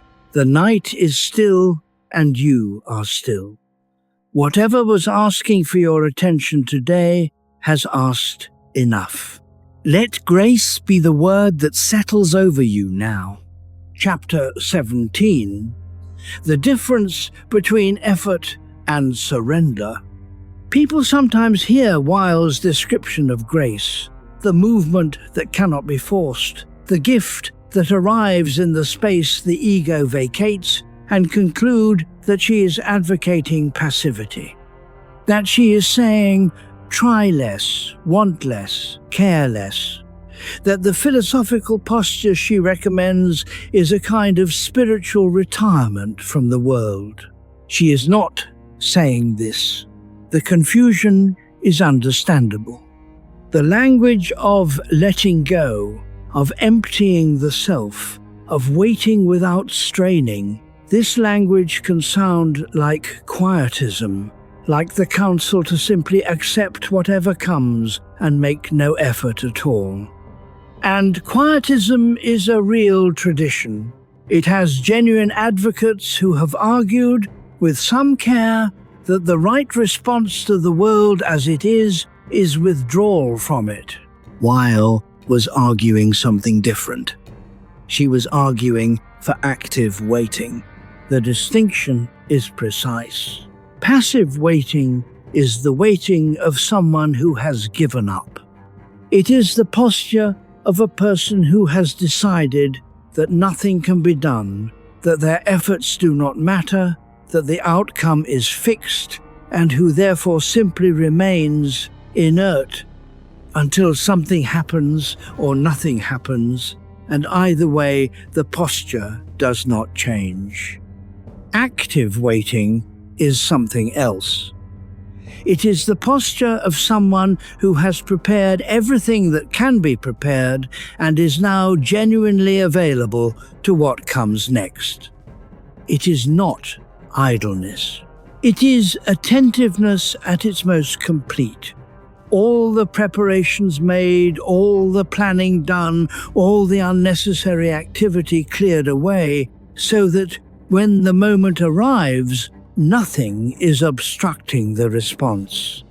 Chuang Tzu, the ancient Chinese philosopher whose writing Weil read in translation, described something very close to this with the concept of Wu Wei, often translated as non-action or non-doing, though both translations are somewhat misleading. Wu Wei does not mean doing nothing, it means acting without strain. It means the action that flows from genuine engagement with the situation rather than from the ego's agenda about what the situation should produce. The carpenter in Chuang Tzu, who has carved 10,000 wheels, does not think about carving wheels. The action and the awareness and the material are in a relationship so practiced and so refined that the self who is separate from the carving has largely retired. What remains is the carving itself, happening cleanly, without resistance. Weil saw in this the image of something she was trying to describe in her own vocabulary. The effort she valued was not the effort of pushing, of insisting, of making the world conform to your will. It was the effort of preparation, of becoming ready, of clearing away what obstructs, of practicing the forms of attention that make the real thing possible when it arrives. And then waiting, not passively, not with indifference, but with the quality of readiness that does not insist on determining what it is ready for. She had discovered this distinction in the factory. The workers who seemed most fully present to their own lives, who had found, despite everything, some interior space that the line had not entirely consumed, were not the workers who were fighting the hardest against their circumstances, nor were they the workers who had simply capitulated, who had fully identified with the role the system assigned them. They were something harder to describe, workers who had found a way to be both fully engaged in the work and somehow slightly outside it, present and also watching. This double quality, full engagement and also witness, is what Weil was pointing at when she talked about the appropriate response to a world governed by gravity and force. Not withdrawal, not surrender, not the aggressive assertion of the individual will against circumstances.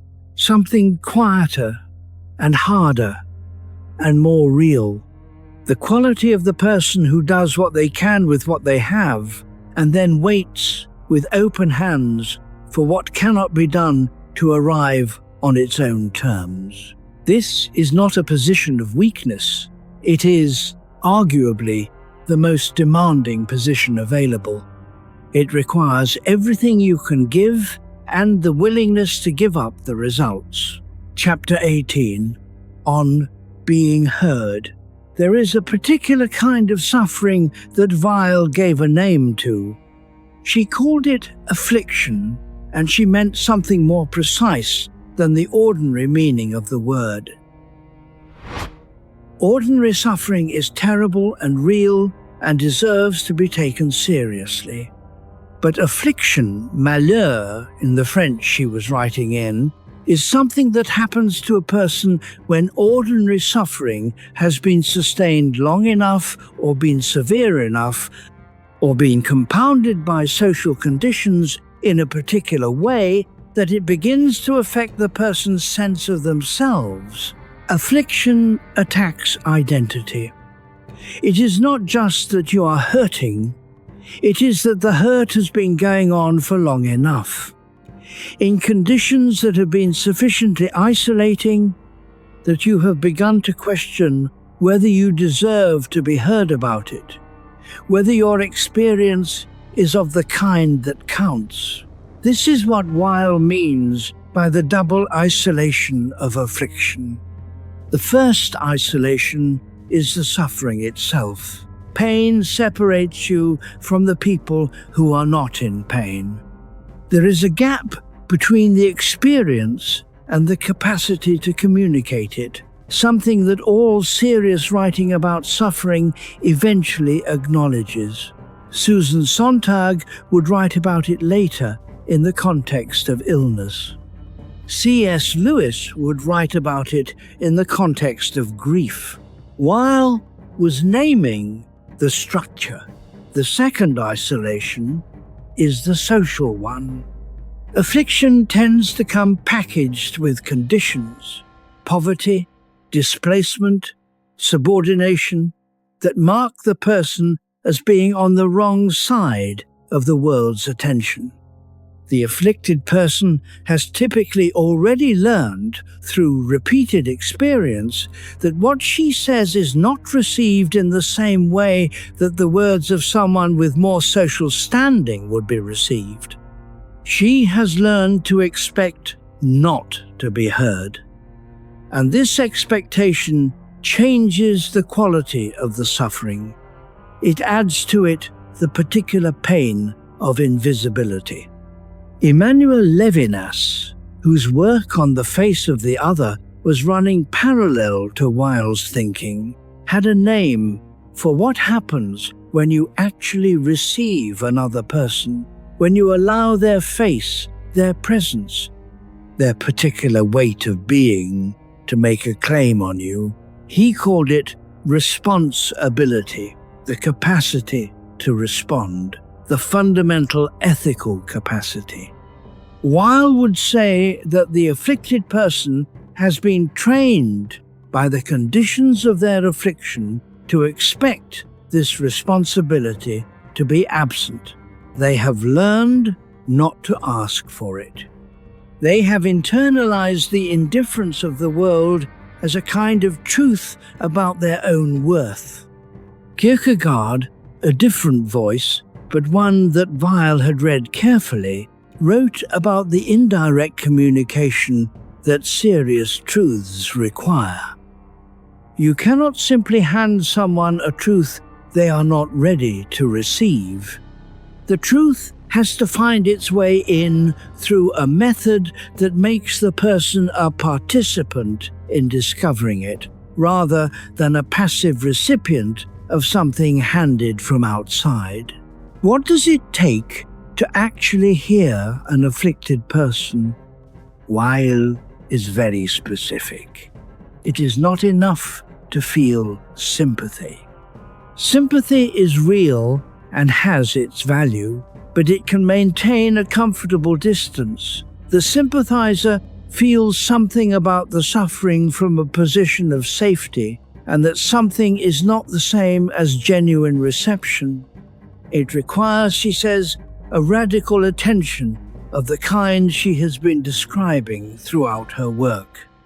A willingness to let the specific gravity of this specific person's experience land on you without the defensive maneuvers of the ego, without the translation of their suffering into your own framework, without the rush to offer solutions that would end the discomfort of having to sit with the problem, without the subtle conversion of their experience into evidence for something you were already thinking, just receiving what is there.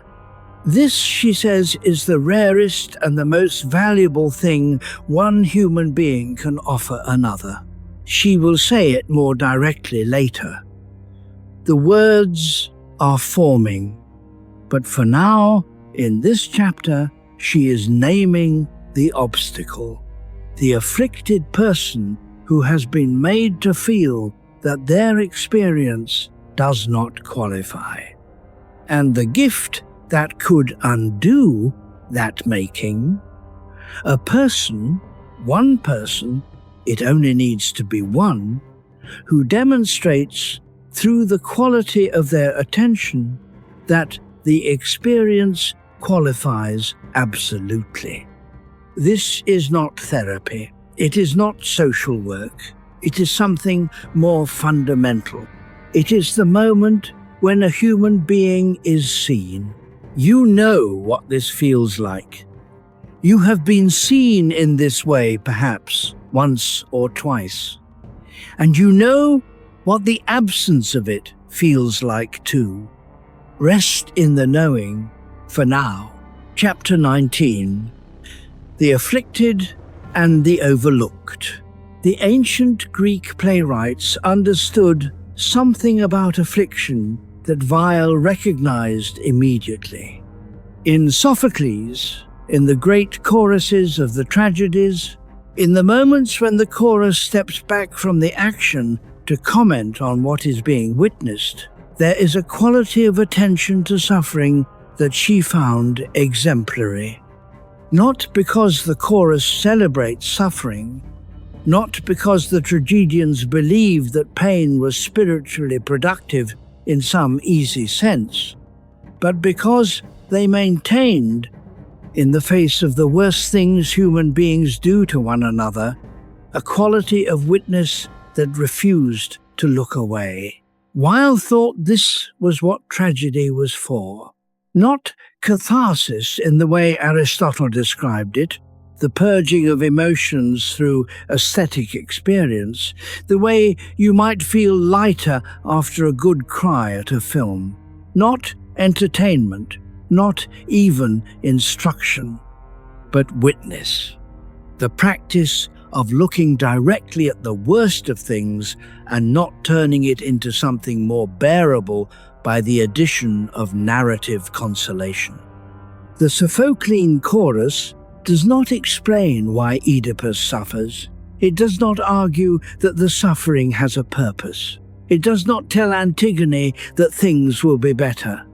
It watches, and it speaks what it sees, and in the speaking there is a quality of honor given to the reality of what is happening. This witnessing is the model Weil is working toward. She had encountered the afflicted in the factories. She had seen, in the faces of the workers around her, the particular mark of people who had been subjected to conditions that the society around them had decided were necessary or at least inevitable. And she had noticed that the worst thing was not the conditions themselves, terrible as they were, but the invisibility. The afflicted are overlooked in a structural sense. They are not overlooked because individuals decide to be cruel.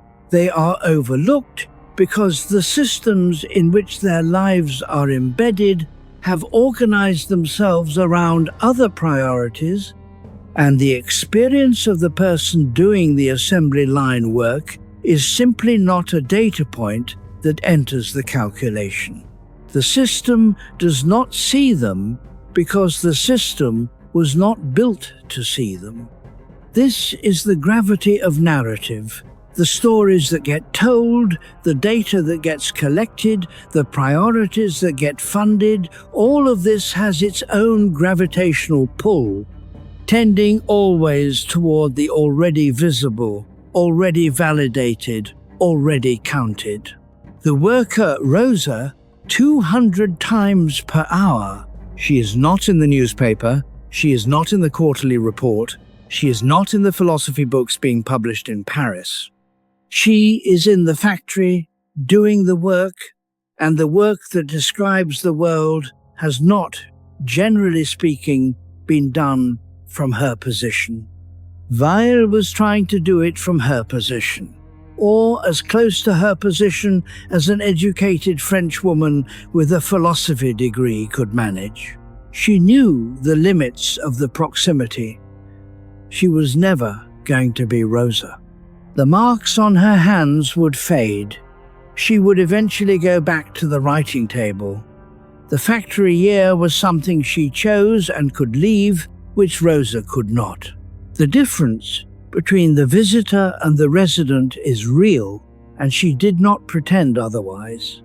But the attempt mattered. The attempt to actually occupy as fully as possible the vantage point of the person the system had organized itself around overlooking, to do philosophy from that vantage point, to ask the philosophical questions that could only be asked from inside that experience. This was what she was doing.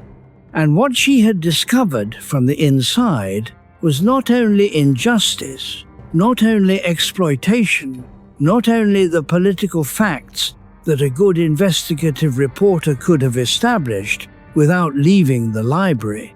She had discovered a quality of experience, a texture, a way that time moves when you have no margin, a way that the self contracts when it has been contracted for long enough. She had discovered what it felt like to be the person the great choruses of history had been watching but not addressing, and she had decided to address them. Or rather, to speak in a way that anyone listening from that place might recognize as having been written by someone who had stood, however briefly, in the same position.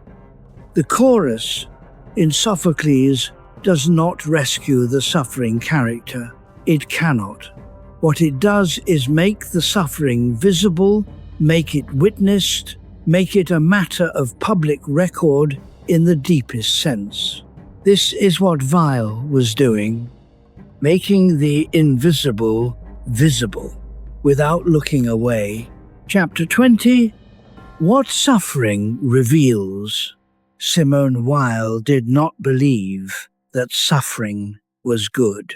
This is worth stating plainly, because she is sometimes read as endorsing something like the opposite, as though her interest in affliction, her willingness to put herself in the way of hardship, her rejection of comfort in the final years of her life, were evidence that she thought pain had intrinsic value, that suffering was spiritually productive in some automatic sense.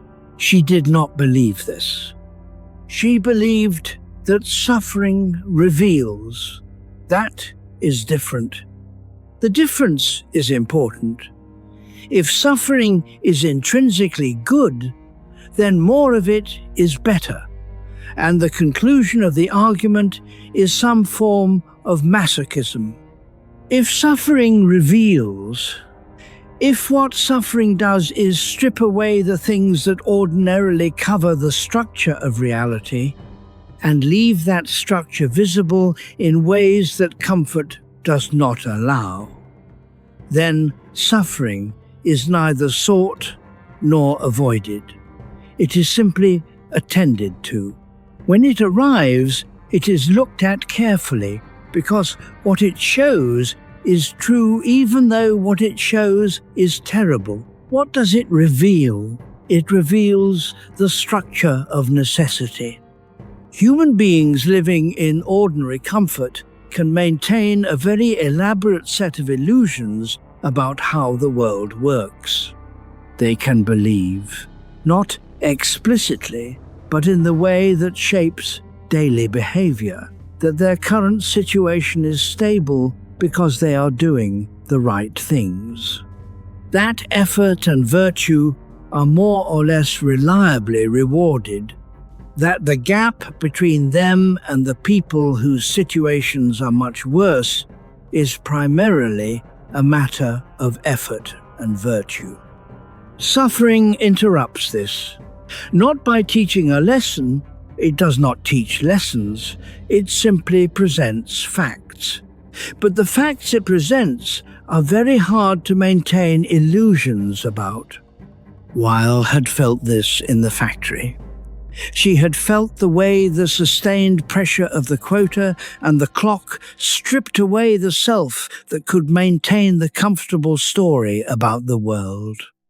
What remained, when that self was stripped away, was not a better self. It was just a more accurate picture of what the conditions actually demanded. And what the conditions actually demanded was this. They demanded the person, not just the person's time, not just the person's physical effort, but the person, the attention, the inner life, the capacity to think about anything beyond the immediate requirements. This is what force does. Not because those who organize the conditions intend it, because the logic of the conditions produces it. Weil was being very careful here, building towards something. She was building toward the essay she would write in 1940 in the darkest moment of French history since the Revolution, reading an ancient poem about another dark moment, and finding in it a perfect description of the world she was living in. But she was not there yet. In 1936, she went to Spain. The Spanish Civil War had begun, and she felt she could not stay in Paris writing about suffering from a theoretical distance while people her age were dying for a cause she believed in. She joined the anarchist forces. She was not a useful soldier. She was clumsy. She had poor vision. She was constitutionally unsuited to the practical demands of military action. But she was there. And what she saw there, in the way that forces organized themselves, in the way that armies on both sides committed atrocities, in the way that the cause she had believed pure turned out to be inhabited by ordinary human beings, capable of ordinary human brutality, confirmed something she had been building toward for years. Violence is not a tool that can be controlled. It is a force that operates on those who use it, as well as those against whom it is used. The person who picks up the weapon to defend a just cause does not remain outside the transformation that violence produces. The transformation gets them too. She came back from Spain quieter, more certain, and clearer about what she needed to say. The next 3 years would be the most productive of her life. She was 30. She had 8 years left. Chapter 21. The Iliad's Lesson. June 1940. The German army had crossed the Meuse. The French forces were collapsing. Paris would fall within days. Simone Weil, who was 31 years old, who had a Jewish family name in a France that was about to enter occupation, was in Paris watching it happen. She had not yet written her most important essay. She was thinking about Homer. The Iliad is not, primarily, a poem about heroism. People often experience it that way, as a celebration of warrior virtues, of martial courage, of the great men who fought and died before the walls of Troy. But Weil read it differently, and her reading is so right that once you encounter it, the poem becomes impossible to read any other way. The Iliad, Weil argued, is a poem about force. Not about the use of force by some against others. Not about force as a tool in the hands of powerful people. About force as a thing that operates on everyone it touches, the wielder and the target alike, and that transforms them in the same way, turning them from persons into things. She wrote the essay that summer and published it in December in a small philosophical journal under a pseudonym in a France that was beginning to live under German occupation. The essay is called The Iliad, or The Poem of Force. This is what she says. Force is anything that turns a person into a thing. The most obvious form is death. The dead body is the ultimate expression of force's work. It is completely, definitively, irreversibly a thing. It is no longer a person. It no longer has preferences or memories or a future. It is inert. But Weil's insight, what makes the essay so remarkable, is that she sees death as just the end point of a continuum. Force turns persons into things in degrees. The soldier who is facing the spear is already, in the moment before it lands, becoming a thing. His plans and desires and personality are being irrelevant to what is about to happen to him, and in that irrelevance, he is already being treated by the physics of the situation as an object rather than a subject. And the person who survives the battle, who comes back from the edge of death, who has felt force press against him and withdraw, is also changed. He has learned what it feels like to be treated as a thing. And this learning often produces in him the compulsion to do to others what was done to him. To become, now that he has the opportunity, a wielder of force rather than its target. This is what makes force a cycle. This is what Homer, Weil argues, was showing, not the glory of the warriors, but the sad, grinding, self-perpetuating mechanism of a world in which force is the primary language. Here, at approximately 2 hours into the night, she pauses. Not to offer comfort. She does not have easy comfort. What she offers instead is this: the act of seeing clearly. The act that Homer performs in the poem and that she is performing in the essay. The act of looking at the mechanism without flinching, not to celebrate it, not to despair at it, but to name it accurately. Because if you cannot name it accurately, you cannot see it. And if you cannot see it, you are more likely to participate in it unknowingly.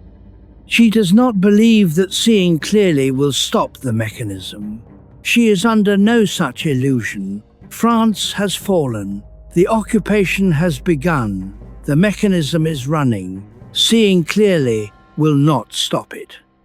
But seeing clearly is the first condition of anything else. Of the small acts of resistance, of the care for particular people within the general catastrophe, of the refusal on a personal level, in the scale of one life, to let force have the last word about who you are. The poem she wrote about, Homer's Iliad, composed perhaps 3,000 years before this moment, was written by someone who had also looked at force without flinching, who had also refused to make the mechanism beautiful by calling it heroism. The poem has lasted because the truth it tells is still true. Weil's essay has lasted for the same reason. Rest with that for a moment. The history is heavy. Let it settle. You do not have to solve it tonight. Chapter 22. Force. Let her define it precisely. Force is anything that turns a person into a thing. She means this with full philosophical weight, not as a metaphor. She is describing a real transformation, not merely a symbolic one, not merely a perceived one, but something that actually happens to a person when force operates on them with sufficient intensity. The clearest example is death. The person who has been killed is, objectively and completely, a thing. They have no future. They have no plans. They have no capacity to refuse or agree. The force that ended their life completed the transformation that force always tends toward. The reduction of the person to the status of an object. But Weil extends the definition far beyond death. Hunger is force. The person who has not eaten for days is not, in any meaningful sense, a free agent. Their consciousness is increasingly organized around a single imperative, and that imperative is not one they chose. The hunger is in command. The person is increasingly not the subject of their own life, but the object of a condition imposed on them from outside. Fear is force.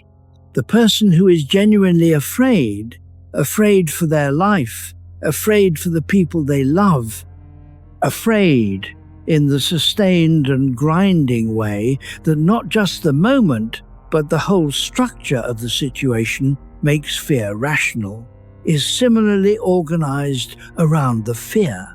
Their attention has been captured. Their planning has been constrained. They are, to a degree proportional to the fear, no longer the author of their own movements. Physical coercion is force in its most obvious form. But Weil is careful to note that coercion does not have to be direct. The system that leaves someone with only bad options is also force. The set of conditions that makes one choice inevitable without anyone explicitly demanding it is force. The mechanism without malice, the one she had spent 8 months inside in the factories, is force. Homer's Hector understood this. Hector knows at a certain point in the Iliad that he will die in front of the walls of Troy. He knows this with sufficient certainty that the question of his choices has become, in a certain sense, irrelevant. The force of the situation, the force of Achilles' rage, the force of fate, the force of all the preceding events that have led to this moment, has narrowed his options to the point where the person Hector was is becoming indistinguishable from the thing Hector will be when the spear lands.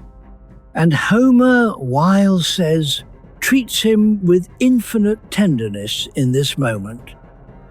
Not with contempt for his failure to escape, not with celebration of his doom, but with the specific compassion of someone who understands what force is and what it does, and who is not going to pretend that the victim of it is in any way inferior to the wielder. This is the Iliad's great moral achievement. It extends the same quality of attention to the Greek and the Trojan, to Achilles and to Hector, to the powerful and the defeated. It does not rank them by the outcome of the battle. It sees them as equally human, equally subjected to the operation of force, equally real. This is also the model for everything Weil is trying to say about how we ought to perceive each other in the ordinary world outside of war. The conditions that operate on the person at the bottom of the economic hierarchy are force. Not dramatic force, not military force, not the force that is visible and nameable, but force. Conditions that narrow the options, that organize consciousness around survival imperatives, that make the person increasingly the object of their situation rather than the subject of their life. And the appropriate response to force, in all its forms, is the response Homer models. To see clearly, to name what is actually happening, to extend to the person in the grip of force the same quality of attention you would extend to a hero, not because heroism is irrelevant, but because humanity is not conditional on the outcome. This is very difficult. It requires a quality of perception that most of us have not cultivated. Weil believed it was possible to cultivate it. She spent the rest of her life trying. Chapter 23. Waiting without expecting. Marseilles, 1940. Simone Weil is 31 years old. The occupation has begun. She is trying to get a visa to leave France, for the United States, for England, for anywhere that is not under the systematic apparatus that has now decided what people of her background are and what may be done with them. The visa does not come quickly. She waits. This waiting In the particular circumstances of 1940 Marseilles, which was both a refugee city and a city of bureaucratic obstruction, both a place of departure and a place of terrible delay, gave her time. Not the time she would have chosen, not time she was free to use as she wished exactly, but time. She used it to write. She gave lectures on philosophy at a center for the displaced and the stateless. She read. She had, for the first time in years, something approaching a contemplative life, not from preference, but from enforced waiting that she eventually decided to convert into something.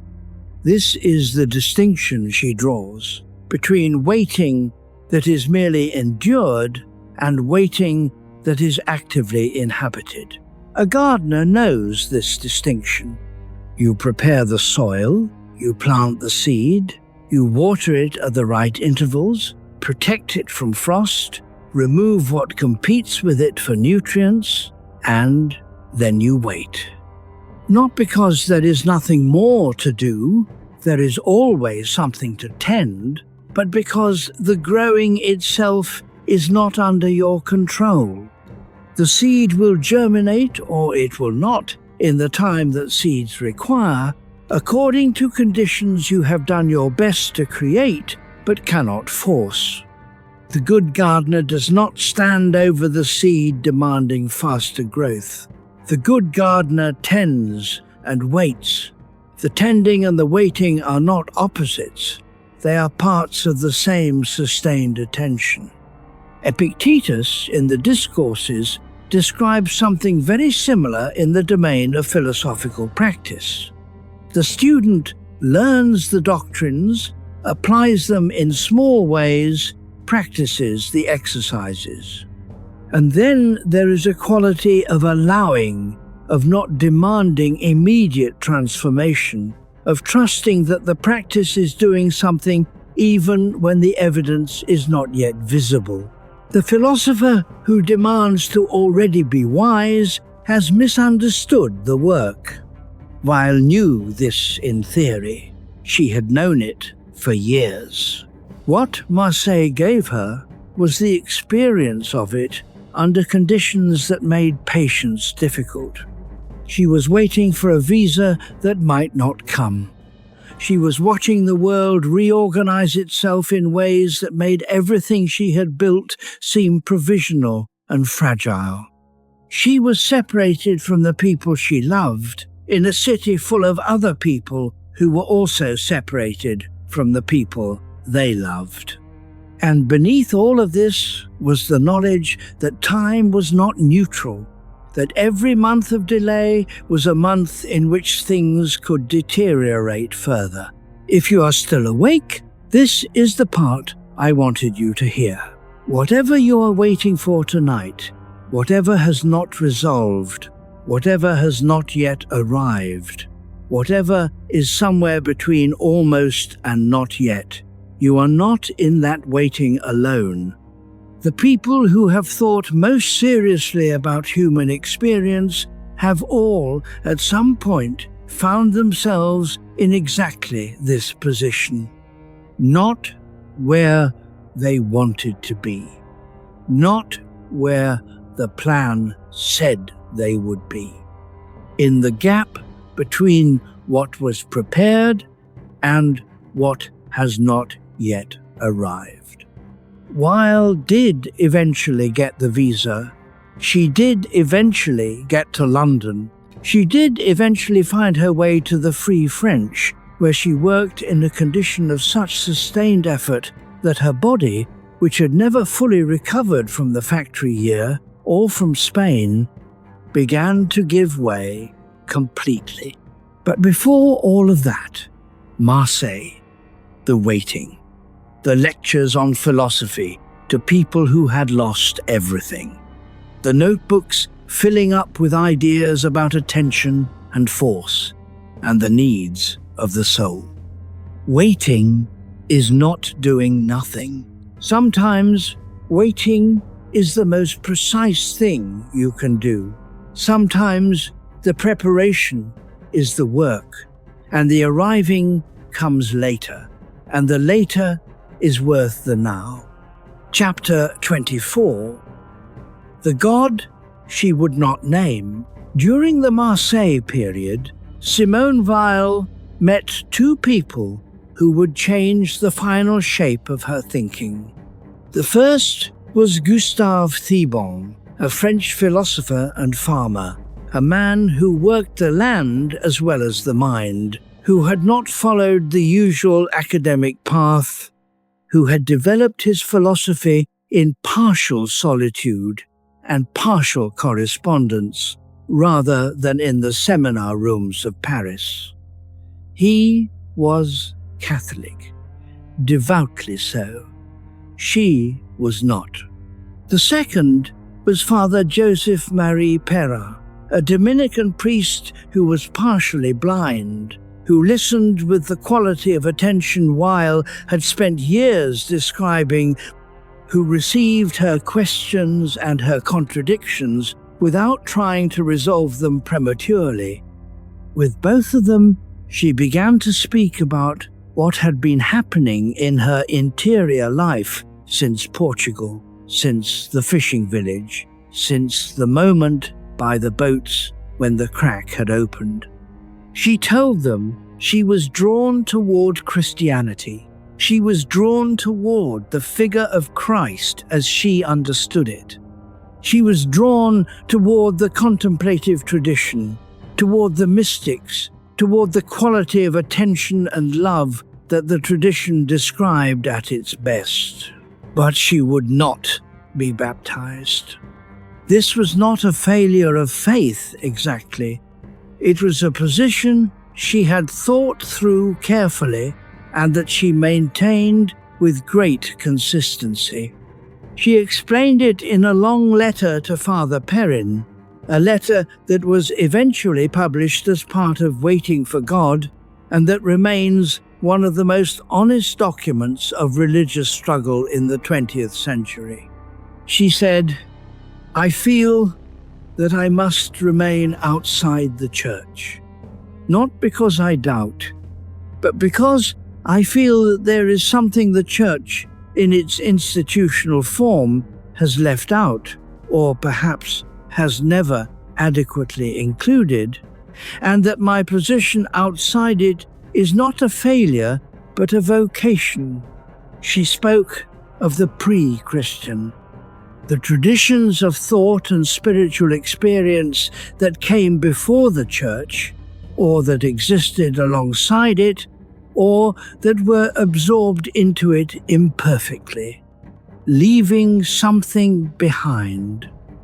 Greek thought, Hindu mysticism, Zen, the Stoics. The implicit mysticism she found in the Iliad and in Sophocles and in the pre-Christian world generally, she felt that her place was at the intersection of all of this, and Christianity not inside Christianity looking out, but at the threshold, looking in and also looking elsewhere. She also said something about the church's relationship to the afflicted, to the people she had worked alongside in the factories that cut more sharply. The church had too often, she thought, been on the side of the powerful, had too often blessed the force she was trying to name and resist, had offered consolation too readily and critique too rarely. She could not simply walk inside a door when she had questions about what the house had historically been used for. Father Perrin received all of this without pressure. He listened. He wrote back.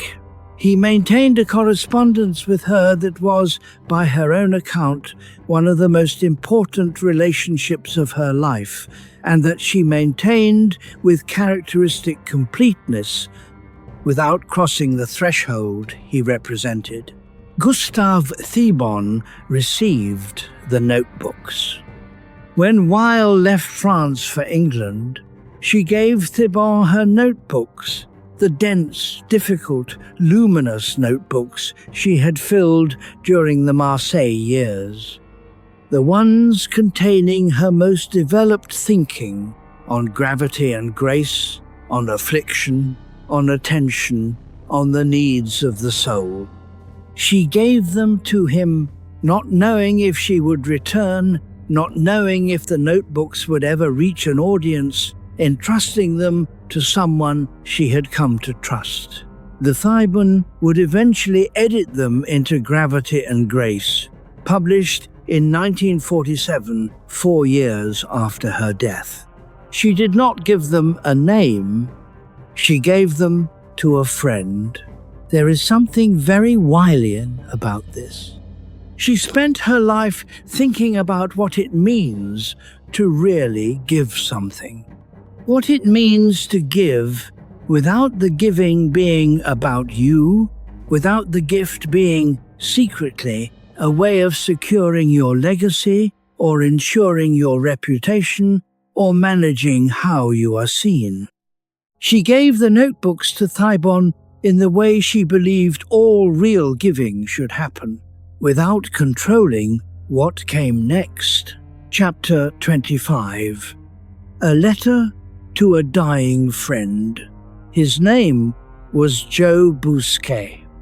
He was a French poet who had been shot through the spine in 1918 at the age of 20 during the last year of the First World War. The bullet had not killed him.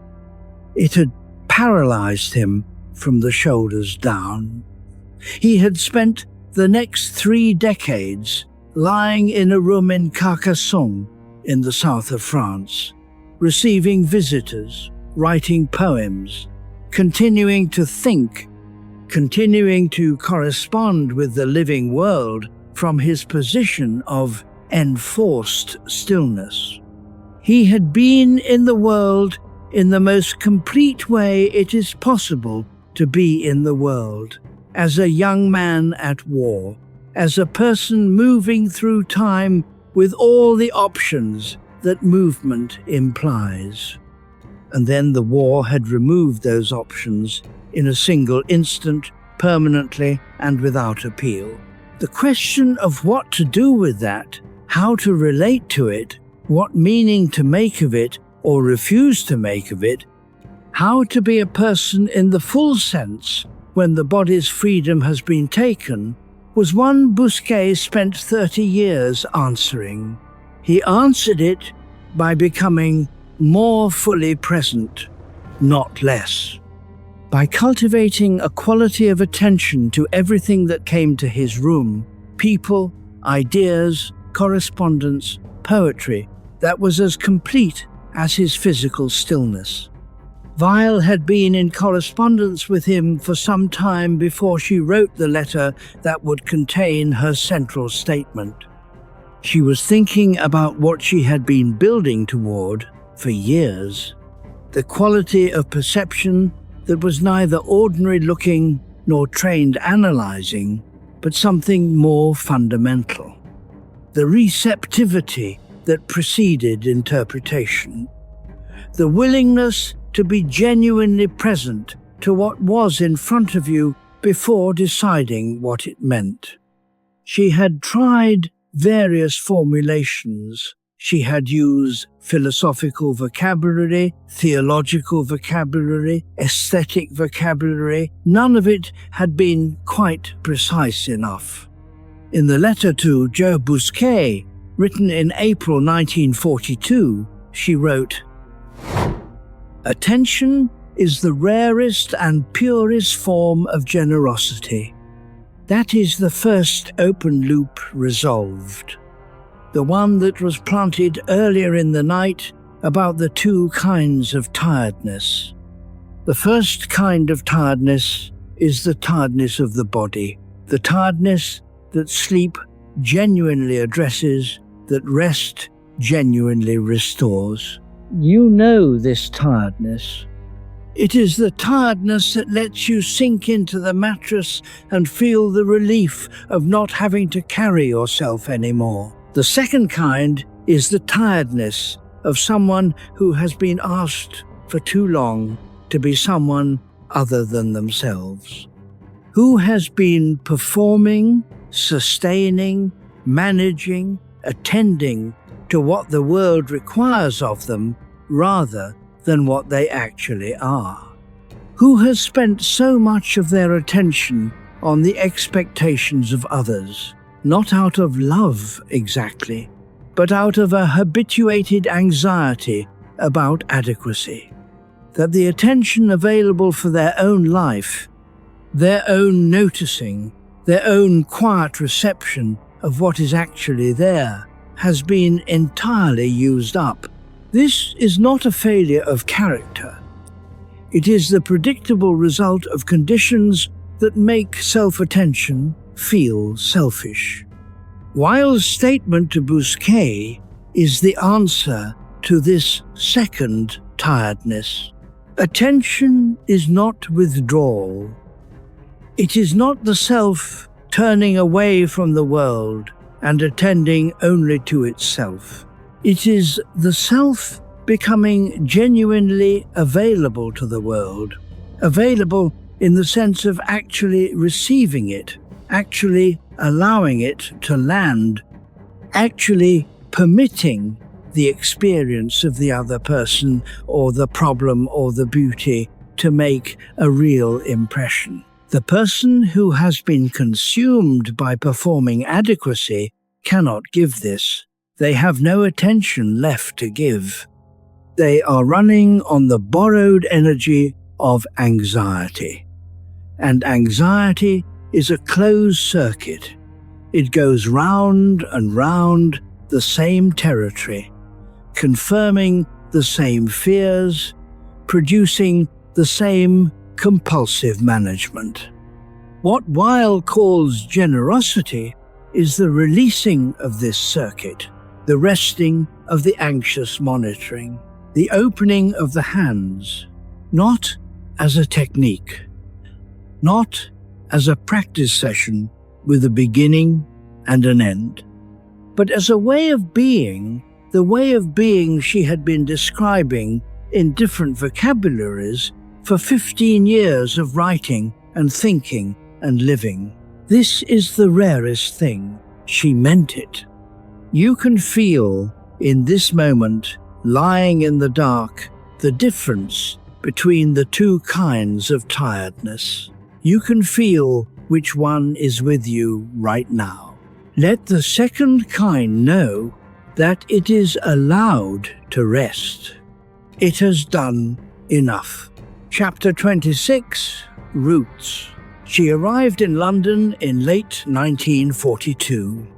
The Free French movement, the organization of French people in exile who were working in whatever way they could toward the liberation of their country, had an outpost in London, and Weil had managed to join it.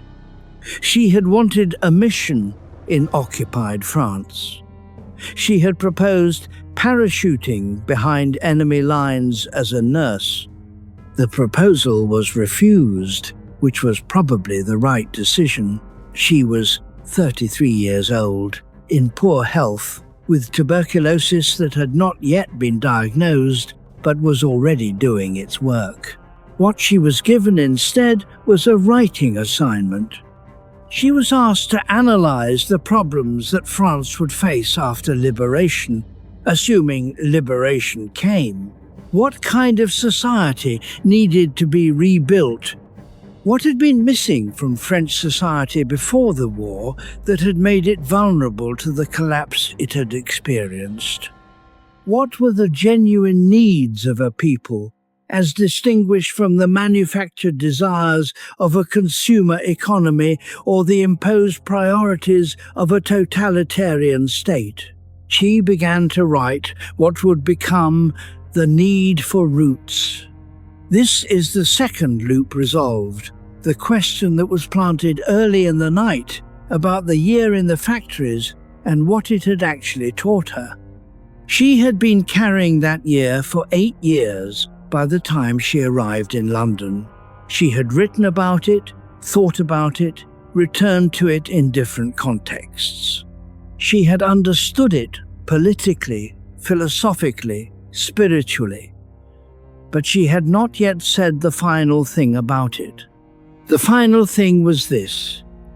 The factory year had shown her not just what force does to people, and not just what the absence of attention feels like from the inside, but what human beings actually need in order to be fully themselves, not what they want in the sense of preferences and desires and the things that advertising has taught them to expect.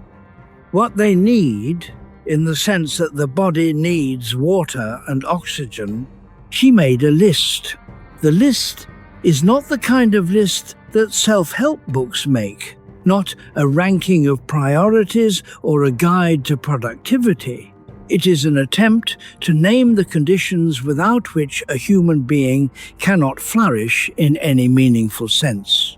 She listed order, liberty, obedience, responsibility, equality, hierarchy, honor, punishment, freedom of opinion, security, risk, private property, collective property, truth, and, most urgently, roots. By roots, she meant belonging, not nationalism, not the sentimental attachment to a flag or a soil that can be manipulated into serving power. She meant something more fundamental, the experience of being embedded in a living tradition, a living community, a living set of relationships that extend backward into the past and forward into the future, and that make the individual life feel like part of something larger than itself. The factory had shown her, from the inside, what uprootedness actually feels like. It felt like being a component, replaceable, interchangeable, without history or future, significant only insofar as the current function was being performed. Uprootedness, she argued in the London manuscript, was not primarily a problem of poverty. It was a problem of meaning, of connection, of the experience of mattering in the fullest sense, of being embedded in relationships and traditions and practices that acknowledged the full weight of your particular existence.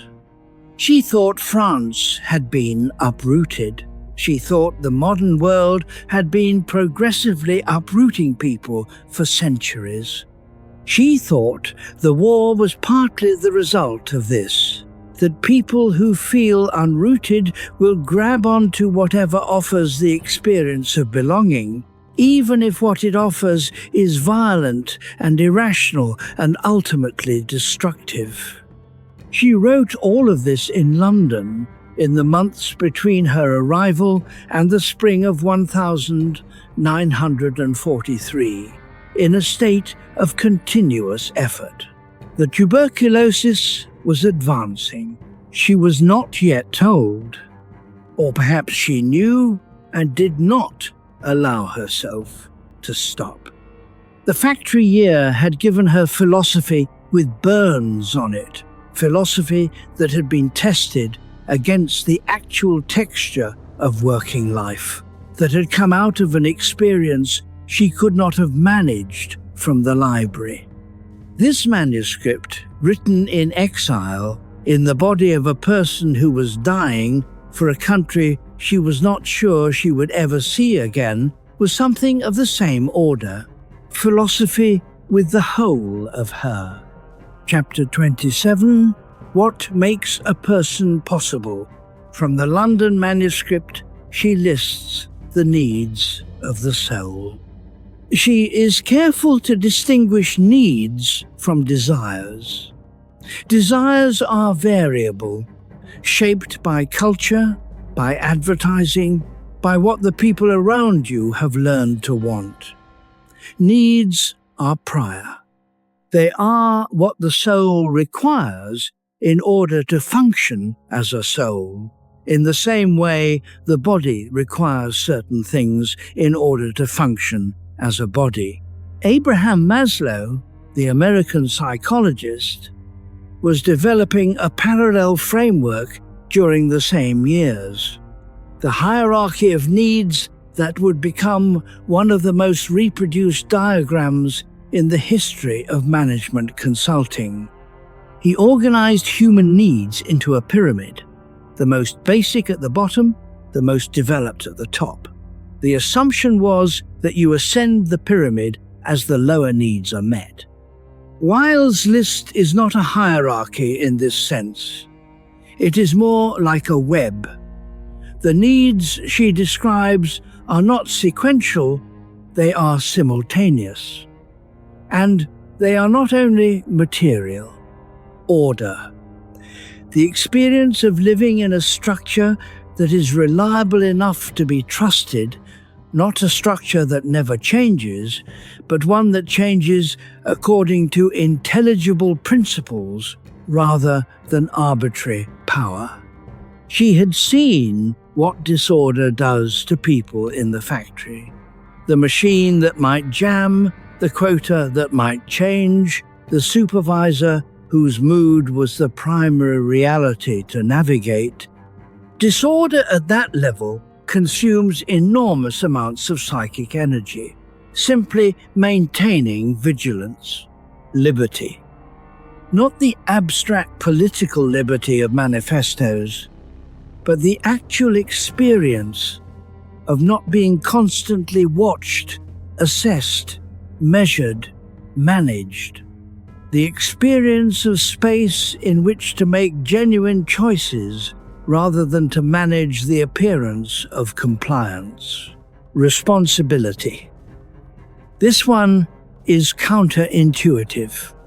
The person who never has to make decisions about anything important does not experience this as freedom. They experience it as the particular emptiness of being not trusted with anything that matters. Real responsibility, the kind that acknowledges that you are the person on whom something depends, that your judgment is being trusted, that failure is possible, is not a burden. Weil wanted removed from people. It is one of the things that makes them feel fully alive. Honor. The experience of being seen as a person with dignity. Not celebrated, not praised, just acknowledged. Treated as someone whose humanity is not conditional on their current usefulness. She continued, truth, punishment, security, risk, private and collective property, equality, hierarchy, freedom of opinion, and then at the heart of the list, the one she kept returning to, roots. The experience of belonging to something real.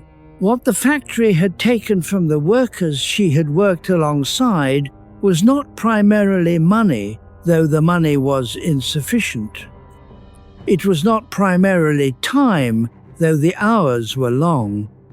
It was the experience of belonging to something that acknowledged their particular existence as significant. The factory had made them components. The list of needs was her argument that components cannot flourish, that people require conditions that acknowledge their particularity, their history, their connection, their dignity. Maslow's pyramid is often invoked to explain why you cannot ask a hungry person to worry about self-actualization. The physical needs must be met before the higher ones can be addressed. Weil's list is making a different claim.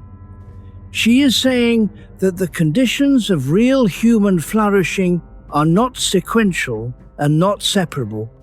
You cannot meet the material needs and leave the spiritual ones for later. The person who is fed but uprooted is still in poverty. The person who is secure, but not seen, is still missing something that no amount of material provision can replace. This is the most difficult argument she makes, because it demands the most from whatever institutions or communities or individual human beings take it seriously. It demands not just provision, but acknowledgement, not just resources, but recognition, not just the relief of want, but the fullness of belonging. She believed this was possible. She believed, sitting in London with the tuberculosis advancing in her lungs and the liberation of France not yet accomplished, that it was worth articulating as precisely as possible, so that when the moment came, someone might know what to build. Chapter 28. The Work That Never Ends. Spring 1943. The tuberculosis was now diagnosable. The doctors in London had told her she was losing weight in a way that made the cause visible to anyone paying attention, though she had been losing weight for so long in such a considered way that the people around her were not always sure whether the loss was illness or choice. Both, probably. She had made a commitment during the occupation, a commitment to not eat more than the official ration that the people of France were living on. She could not be in occupied France herself, but she could maintain this form of solidarity from London, refusing the surplus that her relatively safe position might have allowed her. She ate the minimum. She argued that anything more would be a kind of betrayal. The doctors told her she needed to eat more. The tuberculosis required nutrition to fight. She understood this medically. She continued eating the minimum. This is one of the most difficult aspects of Weil to reckon with. It is easy to read what she did in 1943 as a kind of prolonged self-destruction. It is easy to look at the trajectory, the factory year that damaged her health, the Spain experience, the increasingly minimal eating, the work pace in London that took no account of the body's needs, and conclude that she was pursuing a course that led inevitably toward the death she died at 34. She did not frame it this way. She framed it as attention to the reality of suffering, as a refusal to be in a more comfortable position than the position she was attending to. As the conviction developed over 15 years of thinking that genuine attention to the affliction of others is not possible from a position of comfortable insulation from that affliction, whether this is wisdom or pathology or some complex combination of both, is a question that different readers have answered differently and honestly. What is not in question is the quality of the work she was doing in those final months. She was writing the London manuscript, the analysis of what France would need after liberation, in a state of sustained intellectual effort that the people around her found extraordinary. She was writing essays. She was corresponding. She was reading. She was thinking with the full force of a mind that had been in serious development for more than 30 years. And that was, in these final months, producing some of its most precise and original work. T.S. Eliot would later say he was the editor at Faber who would publish some of her work in English, that she seemed to write from a kind of necessity. Not the necessity of ambition, not the necessity of wanting to be read, but the necessity of someone who is trying to say something very specific that she is not sure she has fully said yet, and who is working against time in a way that she knows, at some level, is real. Eliot had his own experience of the relationship between spiritual extremity and creative productivity. The wasteland had emerged from breakdown and recovery. 4 quartets had been written in the shadow of another war. He knew what it looked like when someone was writing from the absolute center of their actual experience. He recognized it in Weil. The rarest quality, she had said, the quality rarer than courage, was coming into focus now. She was almost ready to name it finally. Not in the essay, in the letter. In the sentence to the man who was lying still because a bullet had made stillness his condition. The sentence had already been written. You heard it a few chapters back. What she was doing now, in these final months of production, was living out its implications, giving attention to what was in front of her for as long as she was capable of giving it. That is the whole of it. That is all she had ever been trying to say, and she was almost out of time to say it. Chapter 29, She Who Refused the Extra Ration, Ashford, Kent.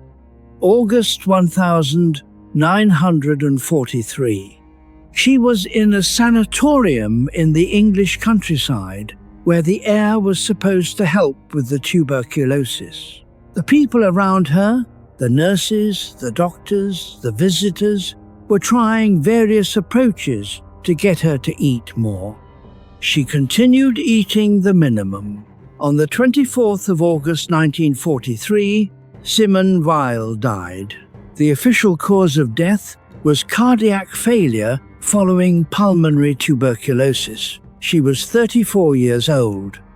The coroner's report noted that the circumstances of her death were unusual. The tuberculosis was advanced, yes, but there was also evidence of voluntary starvation. The coroner made a finding that her death had been hastened by her own refusal to eat, in conditions of illness where adequate nutrition was essential. A verdict of suicide was not given, but the finding was noted. She has been the subject of debate since then about whether what she did was a form of martyrdom or a form of self-destruction, whether her identification with suffering was spiritually genuine or psychologically damaged, whether her death was the completion of a life lived in its own particular integrity, or a failure to preserve herself for a continued life that might have produced still more. The people who knew her best do not seem to have resolved this. Father Perrin, who had received her longest letters and her most sustained spiritual confidence, wrote about her afterward with the quality of someone who is trying to be accurate about a person who was genuinely difficult to categorize. He did not simply canonize her. He did not simply pathologize her. He held the complexity. Gustave Thibon, who had received the notebooks, who had spent months working beside her in the vineyard on his farm in the south of France, who had seen her in ordinary daily life as well as in her philosophical intensity, said something similar. She was unlike any other person he had ever met, and he meant this as a statement of precision, not of simple admiration.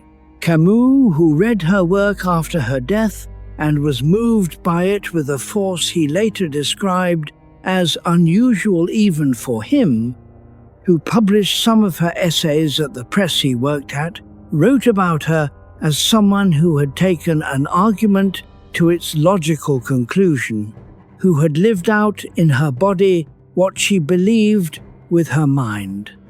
Whether the conclusion was the right one was a different question, but the consistency was real. The room, Take a moment here. There is something in this part of the story, in the Ashford sanatorium, in the refusal of the extra ration, in the formal record of a death that was both illness and choice, that requires sitting with rather than explaining. She believed that the suffering of the people she attended to was real. She believed that her attention to it was only as genuine as her willingness to share some of its weight.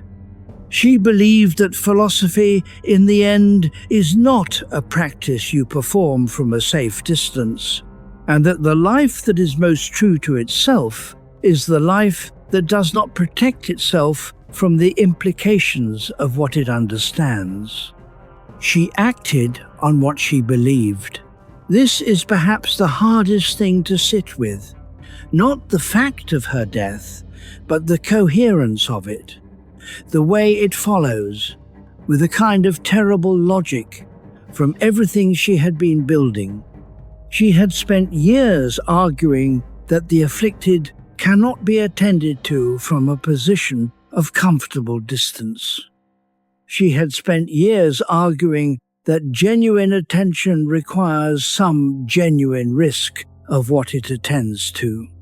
She had spent years living this out in her body as well as her mind. The body eventually ran out of what the mind required of it. There is grief in this. There is also something that is not quite admiration, but that is in the same territory, a recognition that she was, in the fullest possible sense, what she believed. The room does not answer. Breathe. It was August. England. The sanatorium window was probably open. Chapter 30, what she left. She left the notebooks to Gustave Thibon.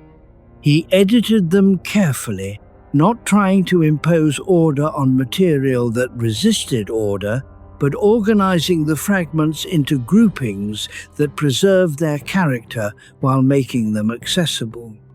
The book was published in France in 1947, 4 years after her death.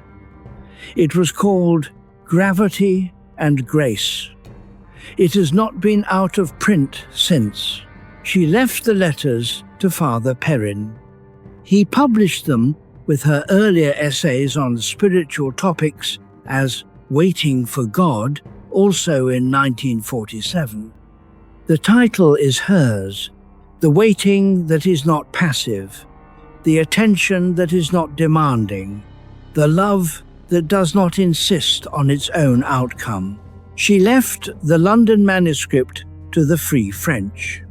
It was eventually published as The Need for Roots, with a preface by T.S. Eliot, who described it as one of the most important documents produced by any European in the 20th century. He was not prone to this kind of statement. He meant it. She left the essay on the Iliad, published during her lifetime in a small journal, which Albert Camus reprinted at the press where he worked. This essay, more than perhaps anything else she wrote, has continued to find new readers in each subsequent generation that has looked at the world and recognized the mechanism she was describing. And this is the third loop closed, the one that was planted in the early chapters of The Night, about the quality rarer than courage. She had seeded it early. She had said, attention is rarer than courage, but had not yet said why.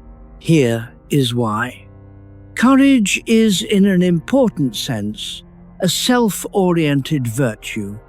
To be courageous is to override your fear in the service of something you value. The self is the agent. The self is the one who fears and the one who acts despite the fear.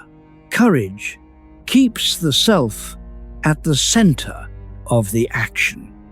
Attention Real attention, the kind Weil spent her life trying to describe and to practice, requires something the self can barely manage.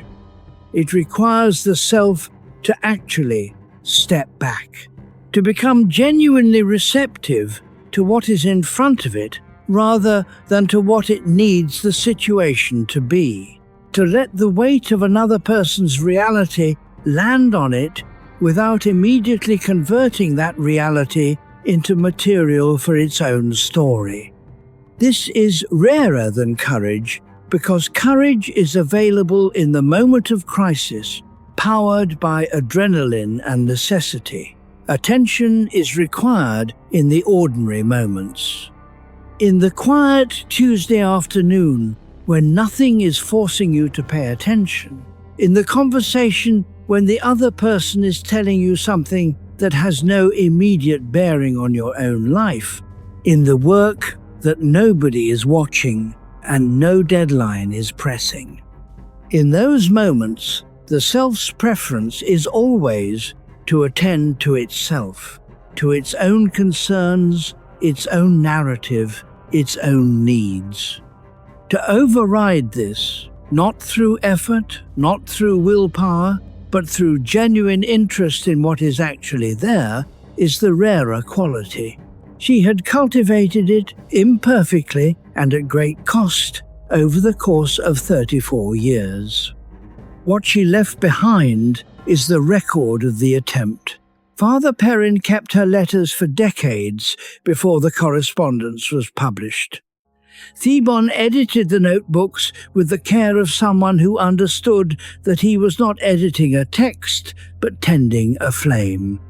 Camus, who had his own complicated relationship to grace and suffering and the refusal of consolation, read her and recognized something he could not fully name but could not look away from.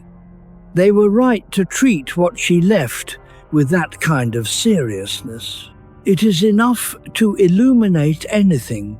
The books have now been in print for more than 70 years. They have been translated into dozens of languages. They are read by people who have never heard of the Iliad and people who teach it, by people in factories and people in universities, by people who share her faith and people who share none of it. The light, as it turns out, does not require you to believe in its source. It simply illuminates. Chapter 31. The Weight of Ideas. Some ideas weigh more than others. Not because they are more complicated, not because they require more years of study to understand, but because they have been lived. Because the person who thought them was not thinking from a safe theoretical distance, but from inside the experience the idea was about. When Seneca wrote, "It is not that we have a short time to live, but that we waste a great deal of it," he wrote it as a man who had spent years navigating the court of Nero, years of compromise and complicity, and the particular kind of moral fatigue that comes from proximity to power that does not share your values. The sentence has the weight of someone who knows what wasted time feels like in the body, not just in the abstract.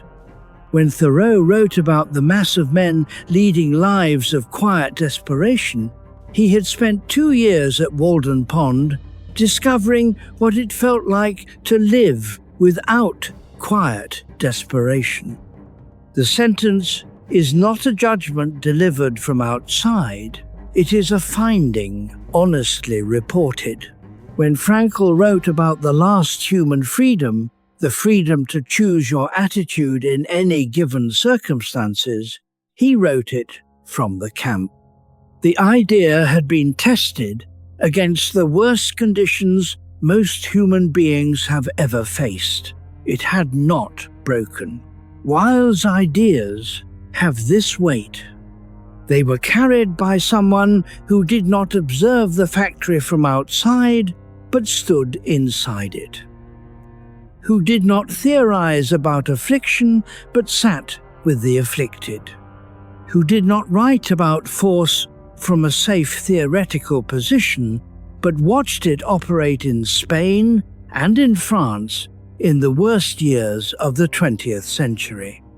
This is what makes rereading her feel different from reading a philosopher who is simply brilliant. Brilliant philosophers are not rare, but philosophers who have put their thinking through the test of their actual lives, who have used their experience as laboratory rather than as footnote, these are less common. Tolstoy, late in his life, had tried this and found it partially beyond him. The gap between the aristocrat he was and the peasant he wanted to understand was too wide to fully close, and he knew it, and it tormented him. Weil came closer. Not perfectly close. No educated person can fully close the gap, but closer. Close enough that the marks on her hands were real. Close enough that the tuberculosis was real. Close enough that the coroner's report was real. Her ideas have weight because they paid for themselves in full. Now, in the quiet of this late hour, there is something that can be received from that weight that is different from what a lighter idea can offer. It is not inspiration exactly. It is not the feeling of being motivated to do better, which is the ordinary gift of motivational content. It is something more like company. The sense that a person who thought as seriously as possible about the hardest questions has been here in this same territory of late-night wondering, of the gap between who you are and who you might be, and has found the territory worth inhabiting. That company is worth something, especially at this hour. That company is worth something, especially at this hour. The hour when the mind is tired enough to stop arguing and awake enough to still receive. The specific, quiet quality of the very late night when the day's urgencies have gone quiet, and what remains is something closer to what you actually think rather than what you have needed to think. She sat in that hour. She wrote in that hour. She inhabited it with more seriousness than perhaps anyone of her generation. Let the sentences soften. Let the paragraphs get shorter. Let what has been building all night begin, slowly, to arrive somewhere. Not somewhere definitive. Not somewhere finished. Somewhere that feels like the right place to set things down. For now, a clearing, a quiet, a moment of not moving that is not the same as being lost. Chapter 32, On Giving Everything. The title of the video that brought you to this voice tonight was about the feeling of never being enough. It named something real. The loop that runs at 2 a.m. when you have done the things you said you would do and you are lying in the dark and something is still asking, was it enough? Did it matter enough? Were you enough? Weil does not answer this with reassurance. She does not say, of course you were enough. She does not offer the comfortable confirmation that the self is looking for. She answers it differently. She says, the question is aimed at the wrong thing. The question, was it enough, is a question about quantity. It assumes that there is a measure, some amount of effort, some volume of contribution, some degree of sacrifice, that, once reached, would close the question. And so the self keeps pushing, keeps adding, keeps trying to reach the number that would finally make the voice stop asking. But the voice does not stop, because the voice is not asking about quantity, it is asking about direction. The thing that makes the effort feel insufficient is not that there is not enough of it. It is that the effort is organized around proving something rather than giving something, around demonstrating adequacy rather than actually attending to what is in front of you. The mother who is exhausted and resentful because she has done so much for her children is not exhausted and resentful because she has done too much. She is exhausted and resentful because the doing has been structured as a performance, as a way of securing the feeling of being a good mother, rather than as genuine attention to what the children actually need. The professional who cannot stop working, who brings the laptop to the dinner table, who checks messages at midnight, is not suffering from a shortage of ambition. The suffering comes from the fact that the work is organized around a self that needs to be proven rather than a task that needs to be done. Weil would say, the direction has to change. Not the quantity, the direction. Real giving, the kind she spent her life trying to describe and practice, is giving in which the self is not the point. The attention goes outward, to what is actually there, to what is actually needed, to the real weight of the real situation. And when this happens, when the attention genuinely goes outward and the self genuinely steps back, something unexpected follows. The question stops. Not because it has been answered in the way it was asked, but because the frame it was operating in has dissolved. The self that was performing adequacy has temporarily retired, and what remains is something simpler: presence, attention, the actual doing of the actual thing. There is no voice in this quieter state asking whether it is enough. There is only the attending. Weil had the burns on her hands. She was not performing anything. She gave what she had to give, in the direction she believed was true, for as long as she was able to give it. That is the whole of what she was trying to say. The loop that runs at 2 a.m, the one that audits the day, compares the output to the standard, finds the gap, and starts again, is not going to stop permanently tonight. It has been running too long for a single night to stop it. But it can be set down for now. The way a heavy bag can be set down. Not lost, not destroyed, not declared resolved.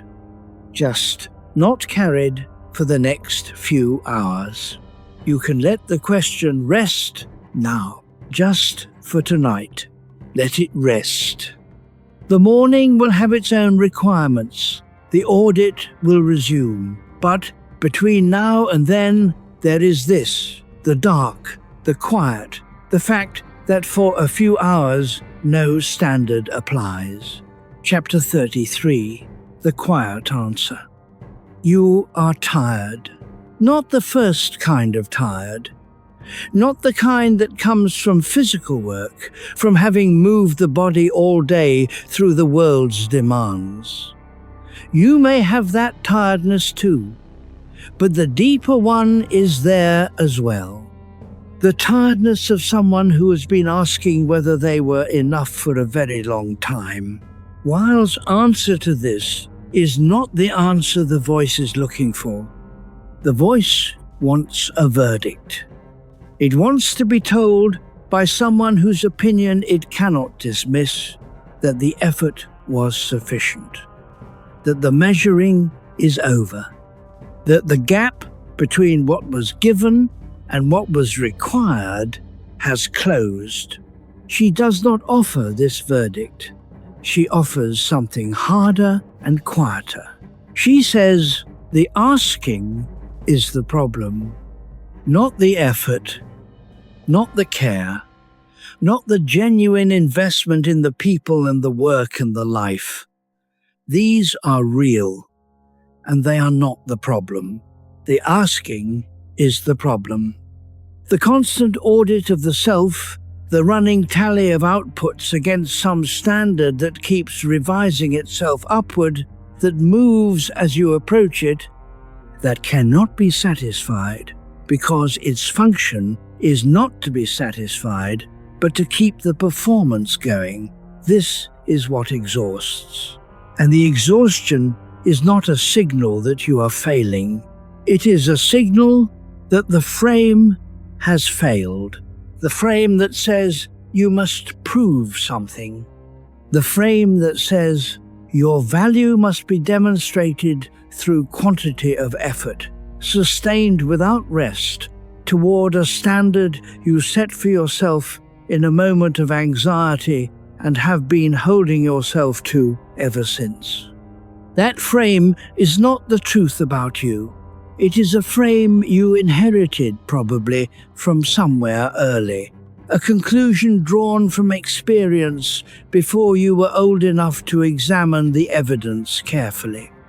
A story that was not about you, but that attached itself to you, and that you have been carrying so long it has started to feel like your own. Weil would not ask you to simply set it down.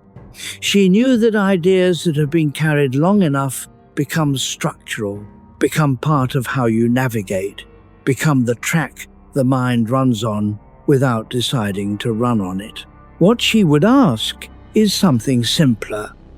Just for tonight, notice the frame. Notice the voice that asks whether it was enough. Notice it as a voice, as a habit, as a track that the mind has run on for a long time, not as a truth, not as a verdict, as a pattern. And then, the lamp. There is a lamp in this room, in the story of her life that has been on since the first sentence of the night. A small lamp in a rented room with a philosopher who asks nothing of the darkness except that it holds still long enough for thought to complete itself. She did not need the darkness to confirm her. She just worked. And when the work was done, when it was as done as she could make it, she set it down. That is all. Chapter 34. What rest actually is. Rest is not the absence of effort. Rest is the absence of the demand that this moment justify you. That is the value quote. That is the thing she spent 34 years working toward, and that can be said in 16 words, and that the 16 words cannot quite carry, because the words point at an experience, and the experience has to be felt rather than understood. But feel it for a moment. The absence of the demand that this moment justify you. What would it be like if, for the next hour, for the next 3 minutes, there were no performance being evaluated? If the quality of your rest were not something that would be assessed later, compared to some standard, found adequate or inadequate? What if the night could simply be the night? The air in the room, the weight of your body in the position it has found, the small sounds that come and go without asking anything of you. What if these were simply the conditions of the next few minutes, without any meta-narrative about whether you deserve them, whether you have earned them, whether the day was sufficiently productive to warrant this specific quality of quiet? This is what rest is. Not the absence of wakefulness, not the achievement of a particular state, not a performance of sufficient relaxation. The absence of the demand. Simone Weil rested genuinely, very rarely.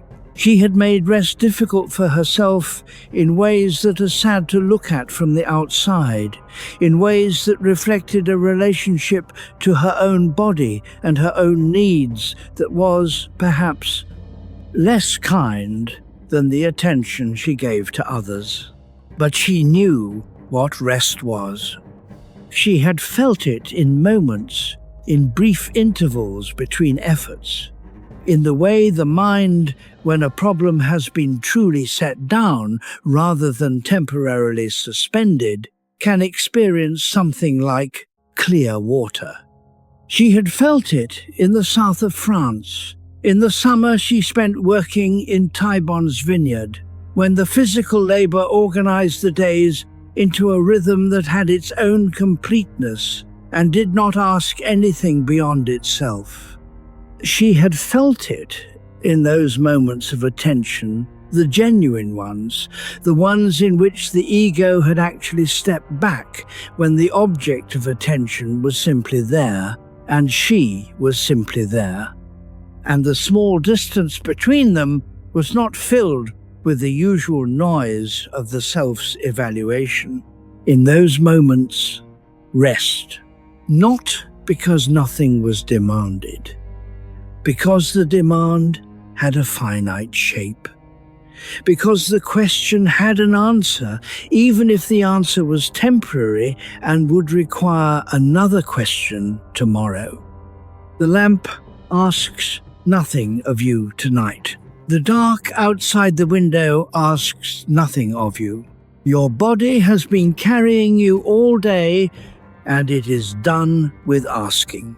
Set the audit down, just for now, just until morning. This is not a permanent solution. She would not pretend otherwise. The morning will come, the day will have its requirements. The voice may return with its questions. But tonight, right now, in this particular darkness, there is nothing that requires an answer. Rest. Chapter 35. The lamp is still burning. It is late.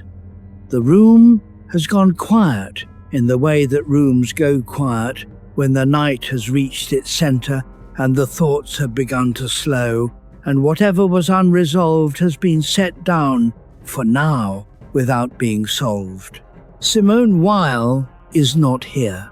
She died in 1943 at 34 in a sanatorium in Kent in the middle of a war she had wanted desperately to help end.